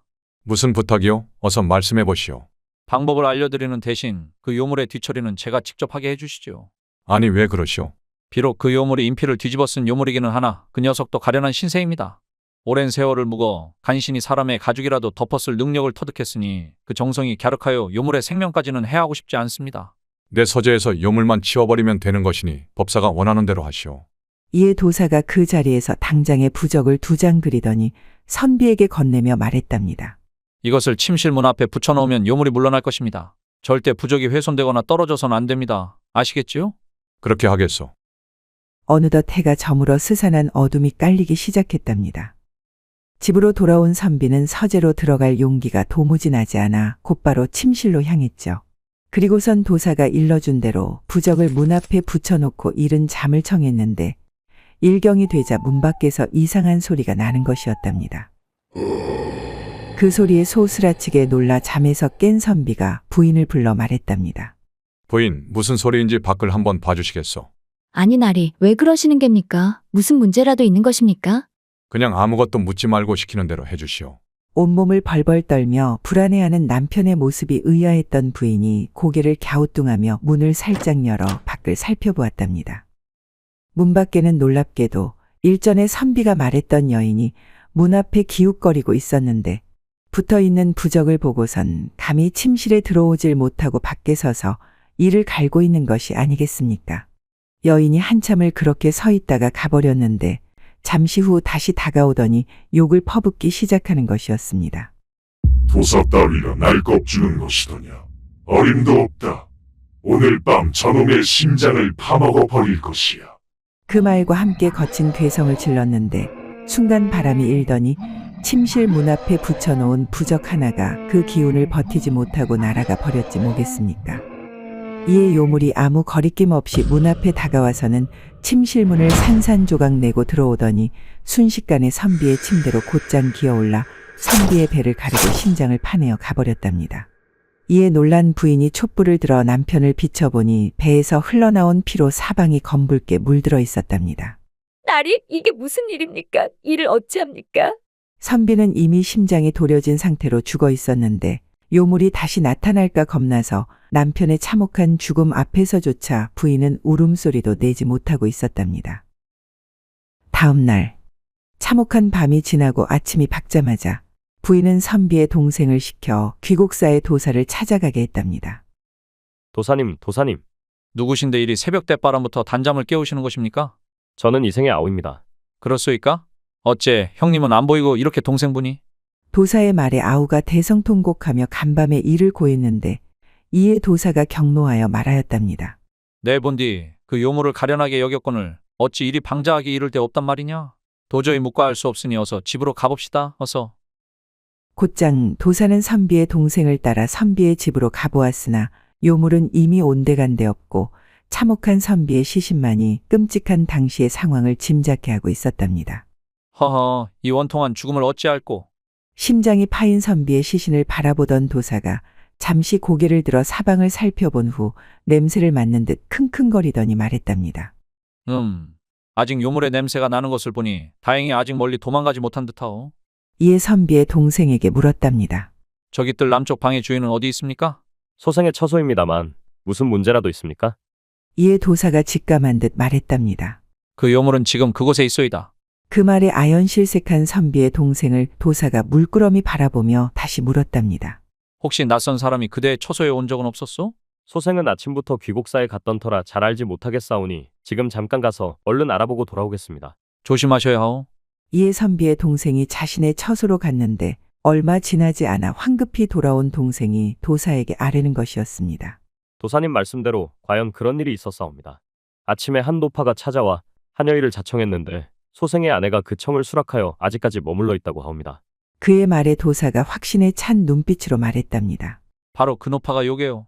그 말과 함께 도사는 허리춤에 차고 있던 목검을 빼들고 재빨리 동생의 처소로 달려가 그 뜰 한가운데 서서 호기롭게 외쳤답니다. 이 저주받을 악귀야, 얼른 나오거라. 더 이상 도망갈 곳이 없느니라. 도사의 겁박에 순간 정막이 흐르는가 싶더니 이내 조용했던 뜰 안에 괴성이 울려 퍼지기 시작했답니다. 그러더니 일순간 방문을 산산조각 내며 방 안에 있던 노파가 사납게 도사에게 달려드는 것이 아니겠습니까? 도사 따위가 나를 어찌하겠다는 것이냐. 오늘은 도사의 심장을 꺼내 먹겠구나. 노파의 습격에 수세에 몰린 도사가 힘겹게 그녀를 저지하며 말했답니다. 내 너를 가엾게 여겨 살려두려 하였거늘 그 방자함이 도에 지나치니 오늘이 내가 지옥에 가는 날일 것이다. 그 말과 함께 재빨리 도사가 가슴팍에서 부적을 하나 꺼내 노파의 이마에 붙였는데 순간 사납게 몰아붙이던 노파의 움직임이 둔해지더니 이내 옴짝달싹하지도 못하는 것이었답니다. 커. 이에 재빨리 도사가 노파의 목을 목검으로 세게 내리치자 노파가 땅바닥으로 나가 떨어졌는데 그 순간 쫙 소리와 함께 사람의 거죽이 벗겨지는 것이었답니다. 이를 보고 있던 집안 사람들 모두 그 흉측한 모습에 아연실색하여 여기저기 숨기 바빴답니다. 이게 무슨 일이야? 이게 요괴야, 요괴. 야!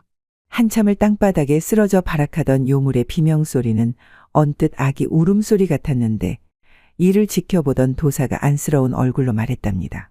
어찌 너의 잘못이겠느냐. 너를 이리 만든 세상이 문제인 것을. 다음 생엔 인간으로 태어나 한평생 부귀영화를 누리거라. 미안하구나. 그 말과 함께 도사는 목검으로 귀신의 목을 단칼에 베었답니다. 그 순간 귀신의 몸은 짙은 연기처럼 변해 땅 위에 뭉쳐서 맴돌고 있었죠. 이에 도사가 호리병 한 개를 꺼내 마개를 뽑아 그 연기의 한가운데에 갖다 대자 쉬익 소리를 내며 호리병 속으로 연기가 순식간에 빨려 들어가는 것이었습니다. 그러자 호리병이 순간 요동치기 시작했는데 도사는 재빨리 호리병 마개를 닫고 그것을 자루에 담아 꽁꽁 밀봉해 버렸답니다. 겁에 질려 구경만 하고 있던 집안 사람들이 이내 하나둘씩 몰려들더니 요괴가 벗어놓은 인피를 살펴보았는데 눈썹, 눈, 손, 발 등 갖추어지지 않은 것이 하나도 없었죠. 도사는 곧장 족자를 말듯이 그 인피를 둘둘 말아서 자루 속에 집어넣고 말했답니다. 저의 할 일은 모두 끝난 것 같사옵니다. 나머지 뒤처리는 부인과 동생분에게 맡기고 저는 이만 돌아가 보겠소. 이때 선비의 부인이 무릎을 꿇고선 도사의 옷자락을 붙들어 잡고 눈물로 간청했답니다. 도사님, 보아하니 상당한 도력을 지니신 분 같은데 제 남편을 살릴 방도도 알고 계시겠지요? 부디 제 남편 좀 살려주시오, 제발. 부인 미안하오만 내 도력으로는 죽은 사람은 살리지 못하오. 남편의 비명행사가 안타까운 일이나 애초에 요물을 들이지 말았어야 하는 것을 남편의 팔자가 그러니 어찌하겠소. 부인의 애타는 간청에도 도사가 방법이 없다며 딱 잘라 거절하니 부인은 더욱 비통해하며 땅바닥에 아예 철퍼덕 엎드려 일어날 생각을 하지 않았으니 그 애처로움이 태산 같지 뭐겠습니까. 이에 도사가 한동안 깊이 고민하는 듯하더니 부인을 위로하며 말했답니다. 부인, 나는 도력이 그에 미치지 못해 죽은 사람을 되살리는 일은 못하오. 허나 내가 아는 어떤 사람이 있긴 한데 혹시 그 사람이라면 할 수 있을지도 모르겠소. 도사의 말에 부인이 벌떡 일어나서는 눈물을 훔치며 말했답니다. 그게 누구요입니까? 저작거리에 가면 미치광이 거린 하나가 있을 것이오. 늘상 분뇨 위에 누워 지내니 쉽게 알아볼 것입니다. 그 사람이라면 가능할 듯도 싶으니 찾아가서 간청해 보십시오. 네, 알겠습니다. 그런데 말이오. 부인께서는 마음을 단단히 먹고 가셔야 할 것입니다. 무슨 문제라도 있는 것입니까? 도사나리? 그게 말이죠. 혹시라도 그 미치광이 거리니 부인을 욕보이려 들더라도 부인께서는 결코 화를 내서는 아니 됩니다. 아시겠습니까? 이 점을 꼭 명심하셔야 합니다. 남편의 죽음을 되돌릴 수만 있다면 이 세상 그 어떤 모욕이라도 참을 수 있사옵니다. 그럼 다행입니다. 시신이 부패하기 전에 어서 서둘러 찾아가 보시오. 부인은 그 길로 도사에게 감사 인사만 전하고는 황급히 그가 있는 곳으로 달려갔답니다. 잠시 후 저작거리 길모퉁이에 당도해 보니 과연 거린 하나가 노상에서 미친 듯이 노래를 부르고 있는 것이었습니다. 콧물이 석자나 흘러내리고 며칠은 씻지 않아 멀리서도 악취가 진동하니 도무지 더러워 가까이 다가갈 수가 없을 것 같았답니다. 하지만 선비의 부인은 이에 아랑곳하지 않고 그에게 다가가 공손히 무릎을 꿇고 머리를 조아리며 간청했답니다. 나리, 요괴에게 억울한 죽임을 당한 제 남편 좀 살려주십시오. 이에 거린이 미친 듯이 껄껄대며 말했답니다. 아리따운 낭자, 나를 사랑하시오? 거린의 뜬금없는 물음에도 부인은 의연하게 몇 번이고 남편을 살려달라 거듭 간청했죠. 이에 거린이 얼척이 없다는 듯 박장대소하며 말하는 것이었습니다. 이보시오 낭자. 세상에 널리고 널린 것이 사내이거늘 어찌 이미 죽은 사람을 도로 살려달라 청하는 것이오. 아무짝에 쓸모없는 짓이오. 그러나 부인은 땅바닥에 연신 고개를 조아리며 고집스레 애원하고 또 애원했습니다. 이에 거린이 녹이 띈 얼굴로 돌변하더니 갑자기 부인에게 호통을 치는 것이 아니겠습니까? 오 괴이하도다. 이미 죽은 사람을 나에게 와서 도로 살려내라니. 내가 무슨 염라대왕이라도 되는 줄 아는 것이냐. 너의 남편을 내가 죽인 것도 아닌 것을. 무례하구나. 그러더니 말이 끝나기도 무섭게 거린이 지팡이를 집어들고선 미치광이처럼 날뛰며 부인을 마구 때리기 시작하는 것이었습니다. 하지만 부인은 매를 피하기보다 오히려 꼿꼿하게 버티고 앉아 아픔을 참고 또 참으며 거린의 매를 모두 다 받아내고 있었죠. 이에 저잣거리의 사람들은 무슨 신기한 광경이라도 되는 양 하나둘 거린과 부인 주변에 모여들어 웅성거리기 시작했습니다. 이 수많은 사람이 안 보이느냐? 얼마나 더 욕을 봐야 물러날 것이더냐? 진정 수치스럽지 않단 말인가? 이깟 사람들의 시선이 두려웠을 것 같으면 당신을 찾아오지도 않았습니다. 저는 단지 남편의 죽음을 되돌리고 싶은 마음뿐입니다. 아직도 정신을 못 차렸군. 얼마나 참아낼지 보겠느니라. 주변의 시선 따윈 아랑곳하지 않는 부인을 노려보던 거린이 이번에는 두 손에 한 움큼 뭔가를 움켜쥐고 부인의 입 앞으로 가져와서는 희죽희죽 웃으며 말했답니다. 이래도 버티겠느냐? 어서 이것을 먹거라. 거린이 두 손에 움켜쥐고 있던 것은 바로 끈적끈적 몽글거리는 그의 가래침이었는데 이를 본 부인의 안색이 일순간 붉어지는가 싶더니 난처한 기색이 역력했죠. 하지만 결코 화내지 말라던 도사의 분부를 되뇌이며 억지로 그 가래침을 받아 입속에 한가득 넣고 꿀꺽 삼켰답니다. 목구멍으로 억지로 넘긴 가래침은 무슨 묵직한 덩어리라도 되는 양 딱딱했는데 힘겹게 목구멍을 타고 내려가 가슴께에 가서 딱 멈추는 것이었습니다. 순간 숨이 막힌 부인이 캑캑거리며 목을 부여잡고 고통스러워하고 있었는데 이를 지켜보던 거린이 바닥을 떼굴떼굴 구르며 포복졸도하는 것이 아니겠습니까? 아리따운 부인이 나를 사랑하는 것이 맞구먼. 그 말을 끝으로 거린이 곧장 몸을 일으켜서는 옷을 툭툭 털더니 뒤도 돌아보지 않고 가버리는 것이었답니다. 어디 가시는 겁니까? 남편을 살려달라고 하지 않았습니까? 지금까지 저잣거리의 사람들 앞에서 저를 능욕해놓고 일이 아무 말도 없이 가버리시면 어쩌라는 것입니까? 남편을 살릴 방도는 알려주고 가셔야지요. 부인의 외침에도 미치광이 거리는 들은 채 만 채 거침없이 사람들을 해치며 저잣거리를 빠져나가 버렸답니다. 이에 부인은 거린이 사라질세라 그의 뒤를 몰래 밟기 시작했죠. 그렇게 한동안 길을 걸어 어딘가로 향하던 거린이 마을 한 사당으로 들어가는 것이었습니다. 지금이 아니면 다시 놓칠 것이야. 부인은 이때다 싶어 황급히 사당 안으로 뒤따라 들어가 미치광이 거린을 찾았답니다. 하지만 거린의 모습은 온데간데 없고 사당 안은 텅 비어 있었죠. 아니 분명히 여기로 들어왔는데 도대체 어디로 사라진 것이지? 이후로도 사당 근처를 샅샅이 살펴보았으나 거린의 행방은 묘연했으니 부인은 크게 낙심하여 결국 꾹 참고 있던 울음을 터뜨리고 말았답니다. 얼마 뒤 집으로 돌아온 부인은 죽은 남편의 시신을 부둥켜 안고 한동안 멍하니 하늘만 쳐다보다 이내 꺽꺽 서럽게 울부짖으며 통곡하기 시작했답니다. 그냥 확 죽어버릴까?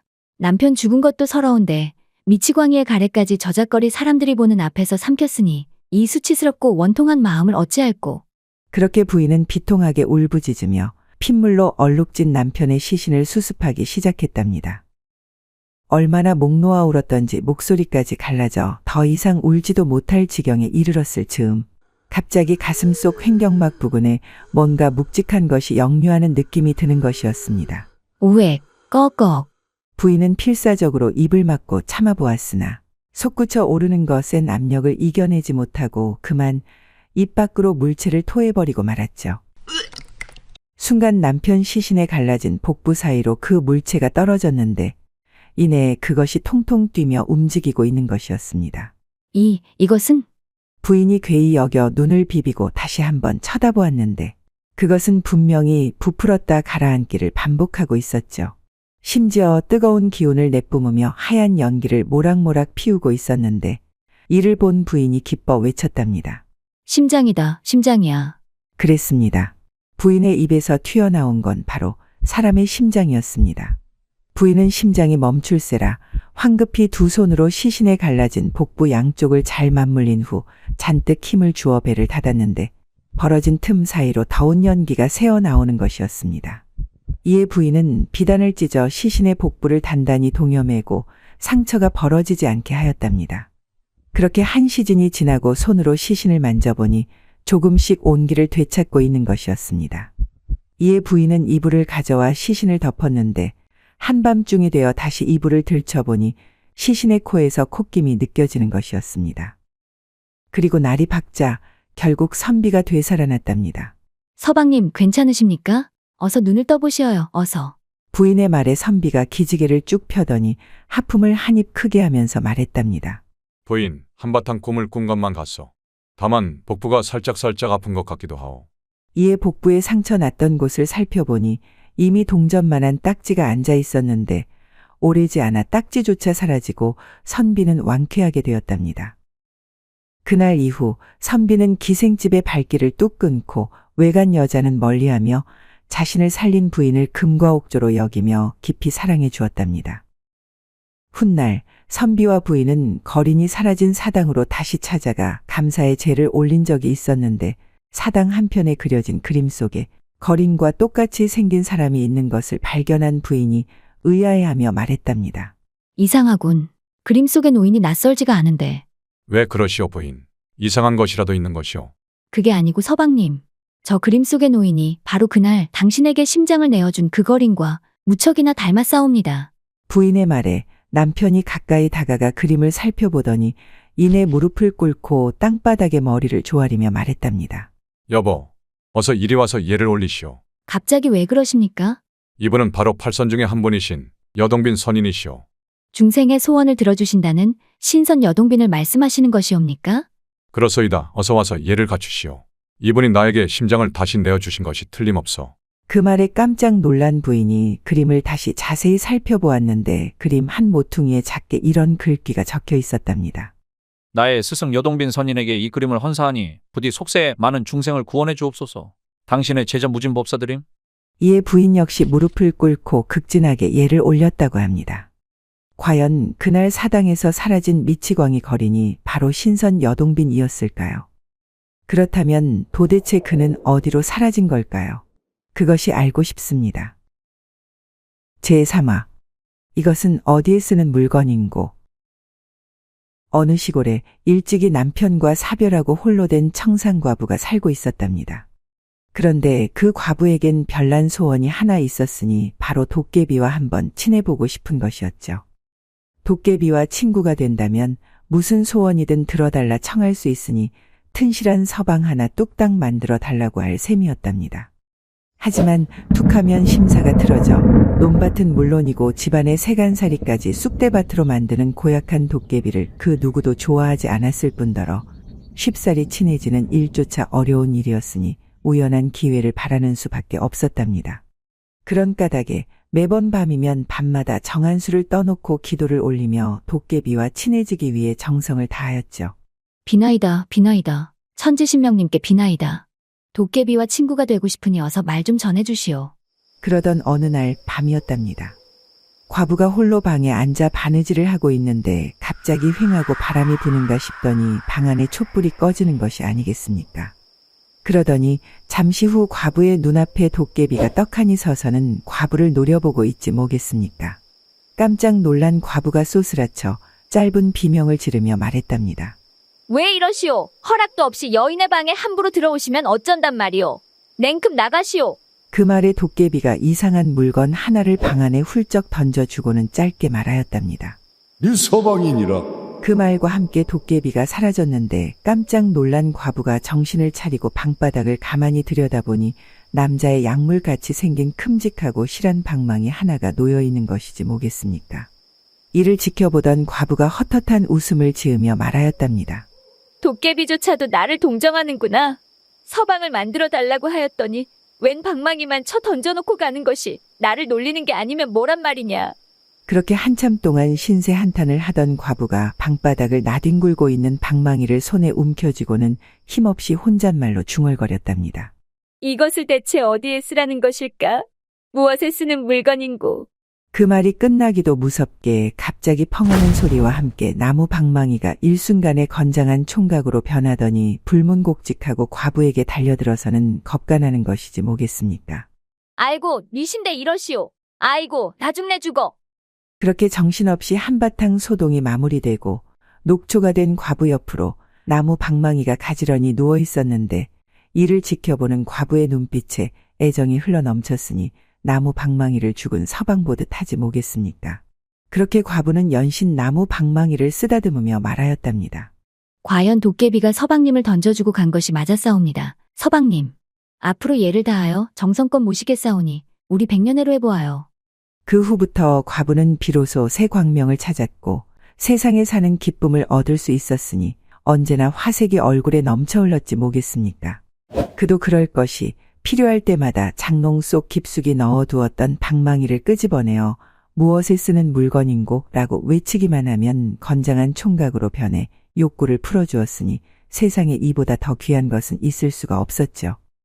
그러던 어느 날 과부가 멀리 볼 일이 생겨 이웃 과부에게 집을 부탁하고 떠나게 되었답니다. 이웃 과부는 별로 할 일도 없고 하여 그 청상 과부의 살림살이나 구경할 겸 과부집에 와서 이리저리 뒤져보게 되었답니다. 마침 과부가 장롱을 열어보았는데 이상 야릇한 물건이 있어 자세히 살펴보니 그 모양이 마치 남자의 약물 같은 것이 아니겠습니까? 호기심이 생긴 이웃 과부가 방망이를 끄집어내어 들고 말했답니다. 이 여편네 외로웠던 모양일세. 이런 걸 숨겨놓고 말이야. 밤마다 이놈을 가지고 얼마나 재미를 볼까 그려. 근데 이딴 방망이로 달랜다고 외로움이 어디 달래지는가. 애만 더 타고 감질맛만 나지. 내가 그 맴을 더 잘 알지 그려. 건장한 사내보다 나은 것은 더 없는 것이지 암. 그렇게 말하더니 방망이를 손에 쥐고 이리저리 살펴보며 말했답니다. 다듬이 방망이로 쓰면 좋을까? 빨래방망이로 쓰면 좋을까? 대체 이 물건을 어디에 쓰면 좋을꼬? 순간 그 말이 떨어지기를 기다렸다는 듯이 펑하는 소리와 함께 방망이가 갑자기 건장한 총각으로 변하는 것이 아니겠습니까? 그러더니 깜짝 놀라 벌벌 떨고 있는 과부를 다짜고짜 끄집어 엎어서는 폭풍 행간을 하는가 싶더니 일이 끝나자마자 어느새 총각은 온데간데 없고 처음에 방망이로 변해버리는 것이지 뭐겠습니까? 아이고, 이게 무슨 일이람? 뭐가 스쳐 지나간 것 같은데. 이리도 좋으면서 이리도 정신이 없단 말인가. 과부는 모처럼 당하는 일이라 기쁜 감정이 밀려왔으나 다만 두렵고 놀라운 감정이 더 앞섰기에 부랴부랴 서둘러 방망이를 장롱 속에 집어넣고 집으로 돌아갔답니다. 그렇게 시간이 지나가고 제정신을 차리니 조금 전에 두려움은 온데간데 없고 오히려 그놈에 대한 호기심만 간절해지는 것이 아니겠습니까? 하물며 저녁밥을 짓는 장작개비도 그놈 같아 보이고 방구석에 있는 다듬이 방망이도 그놈 같아 보이니 밤이 깊어 불을 끄고 잠자리에 누워 있어도 연신 그놈만 눈에 어른거려 잠을 이루지 못하는 것이지 뭐겠습니까? 지금 가서 다시 한번 해볼까? 그 총각 놈이 또 나타날까? 그렇게 이 생각 저 생각으로 하룻밤을 온통 뜬 눈으로 지샌 이웃 과부는 더 이상 욕정을 참지 못하고 아침이 되자마자 미친 듯이 청상 과부의 집으로 달려갔답니다. 과부는 벅찬 숨소리를 내며 장롱문을 불이 나게 열더니 그놈을 끄집어내어 들고는 어제와 같은 말을 하였답니다. 이것은 무엇에 쓰는 물건인고? 그 말이 끝나기가 무섭게 또다시 건장한 총각이 나타나서 폭풍 행간을 하는데 그 재미가 이루 말할 수 없었으니 온우의 정이 극치에 달하지 뭐겠습니까? 이렇게 재미를 보고 나더니 과부가 욕심이 발동하였던지 그놈을 손에 꼭 쥐고는 한참을 뭐라고 혼자 중얼거리는 것이 아니겠습니까? 어떻게 하면 이놈을 내 것으로 만들까? 달라고 하면 줄까? 그냥 주지는 않겠지? 그럼 같이 가지고 놀자고 할까? 그것도 안 되겠지? 그럼 몰래 가지고 가버려? 아니지. 이내 달려와서 돌려달라 야단일걸. 아이고 나도 모르겠다.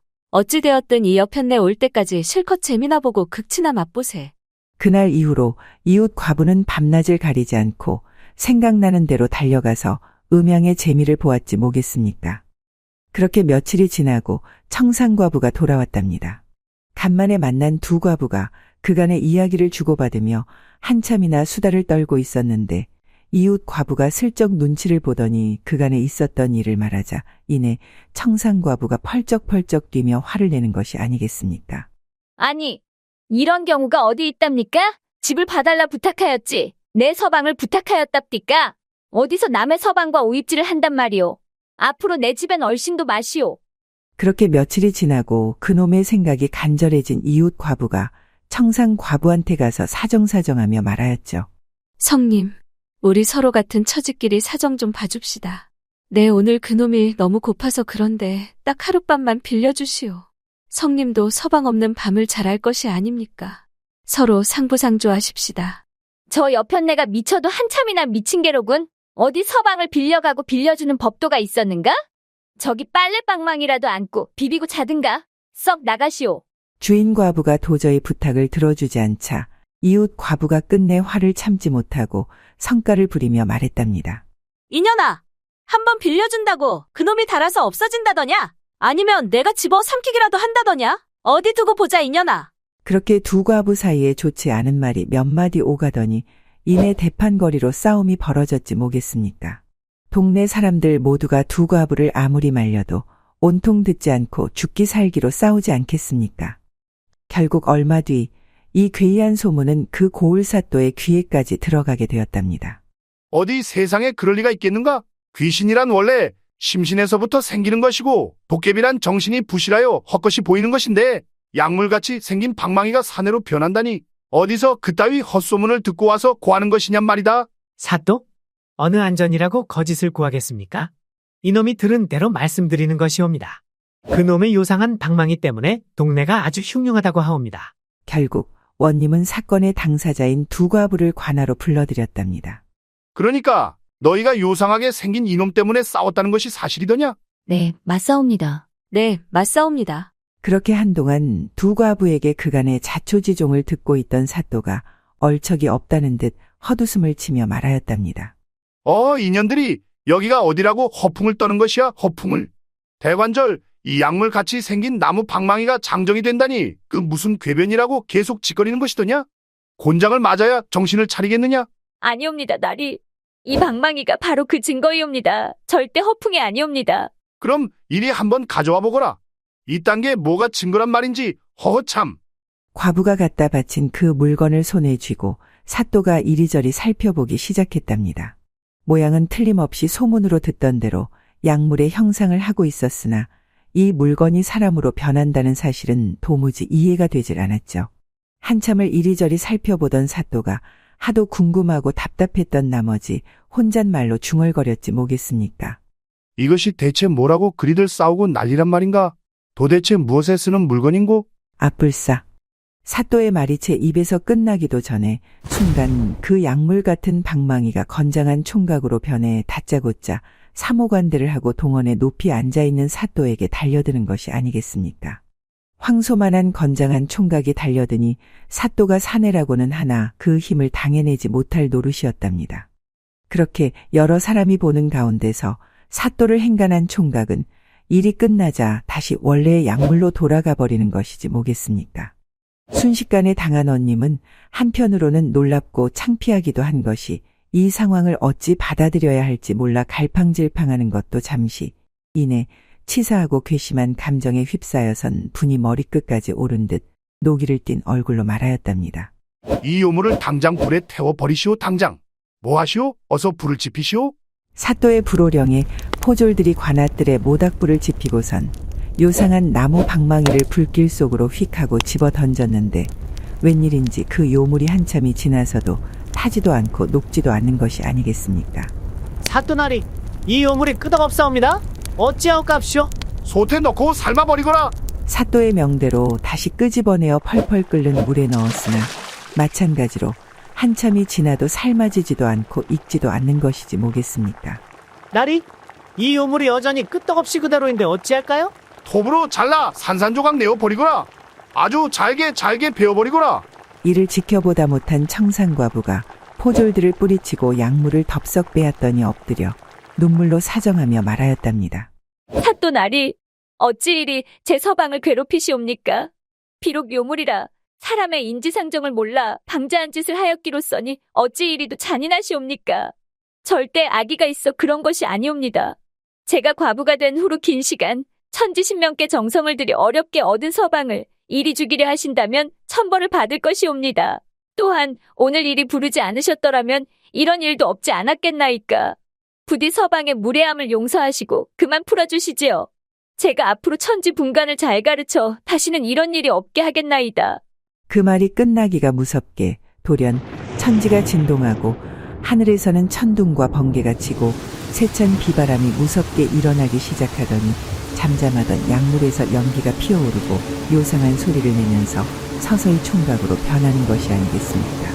이에 사람들이 깜짝 놀라 웅성거리기 시작하는데 총각이 사또 앞에 다가가 무릎을 꿇고 말하기 시작하는 것이었습니다. 나리, 저는 천지신명의 명을 받은 도깨비의 기운으로 태어난 요물이옵니다. 하여 도깨비같이 천지분간을 못하여 조금 전과 같은 무례를 저질렀나이다. 하오나 이 모든 것이 천지신명님의 신령스런 힘의 일부이니 사또께서는 저에게 당한 것이 아닌 천지신명님의 은총을 받으신 것이옵니다. 오늘부터 저는 저 여인의 서방으로 다시는 사고를 치지 않고 살아갈 것이니 노기를 푸옵소서. 또 한 가지 예언컨대 나리가 다스리는 이 고을과 나리의 후손들은 대대손손 번창하고 부유하게 살 것이옵니다. 그 말에 사또는 하는 수 없이 모든 것을 단념하고 말하였답니다. 시절이 수상하니 조물주께서 너희를 가엾이 여겨 이런 물건을 내려주었나 보구나. 사내란 사내들은 전쟁터에 끌려나가 모두 죽고 고을에 과부만 수두룩하니 아이 울음소리 들은 지가 온 몇 년인고. 거기에 흉년까지 들어 배고르니가 수두룩하니 천지신명께서 우리에게 보물을 내려주신 게로구나. 그렇게 한동안 생각에 잠겨있던 사또가 과부에게 말하였답니다. 너는 잘 듣거라. 내가 이 요물을 돌려주는 대신 너는 이 고을 서방 없는 과부들 모두에게 이 신물을 나누어 주어야 한다. 절대 독차지하여서는 아니 된다. 이제부터 그 신물은 너의 것이 아닌 모두의 것이니라. 그게 신물을 너에게 돌려주는 조건이니라. 그리하겠느냐? 사또의 뜬금없는 제안에 잠시 망설이던 과부도 그 조건을 흔쾌히 수락하며 말하였답니다. 알겠나이다. 과부가 된 것이 어찌 저만의 슬픔이겠나이까. 이 고을 모든 여인네들의 아픔인 것을 사또의 분부대로 고을 모든 이들과 나누어 쓰도록 하겠나이다. 그 말에 구경 왔던 동네 아낙네들이 기뻐하며 사또에게 엎드려 절하니 이보다 더한 판결이 없었지 뭐겠습니까? 훗날 이 고을 가가호 아이 울음소리 그칠 날이 없었는데 이 소문을 들은 주변 고을 과부들까지 신물을 모셔놓은 신당을 찾아왔으니 고을에는 밤낮을 가리지 않고 기도 소리와 교성 소리로 조용할 날이 없었다 합니다. 무엇에 쓰는 물건인고? 무엇에 쓰는 물건인고? 무엇에 쓰는 물건인고? 고금소총 야담전설 몰아보기 재미있게 보셨나요? 오늘 이야기는 여기까지입니다. 다음 시간에 더 재미있는 이야기로 찾아오겠습니다. 구독과 좋아요, 알림 설정 부탁드립니다. 더 재미있는 이야기를 원하신다면 다음 동영상과 추천 동영상 꼭 시청 바랍니다. 감사합니다.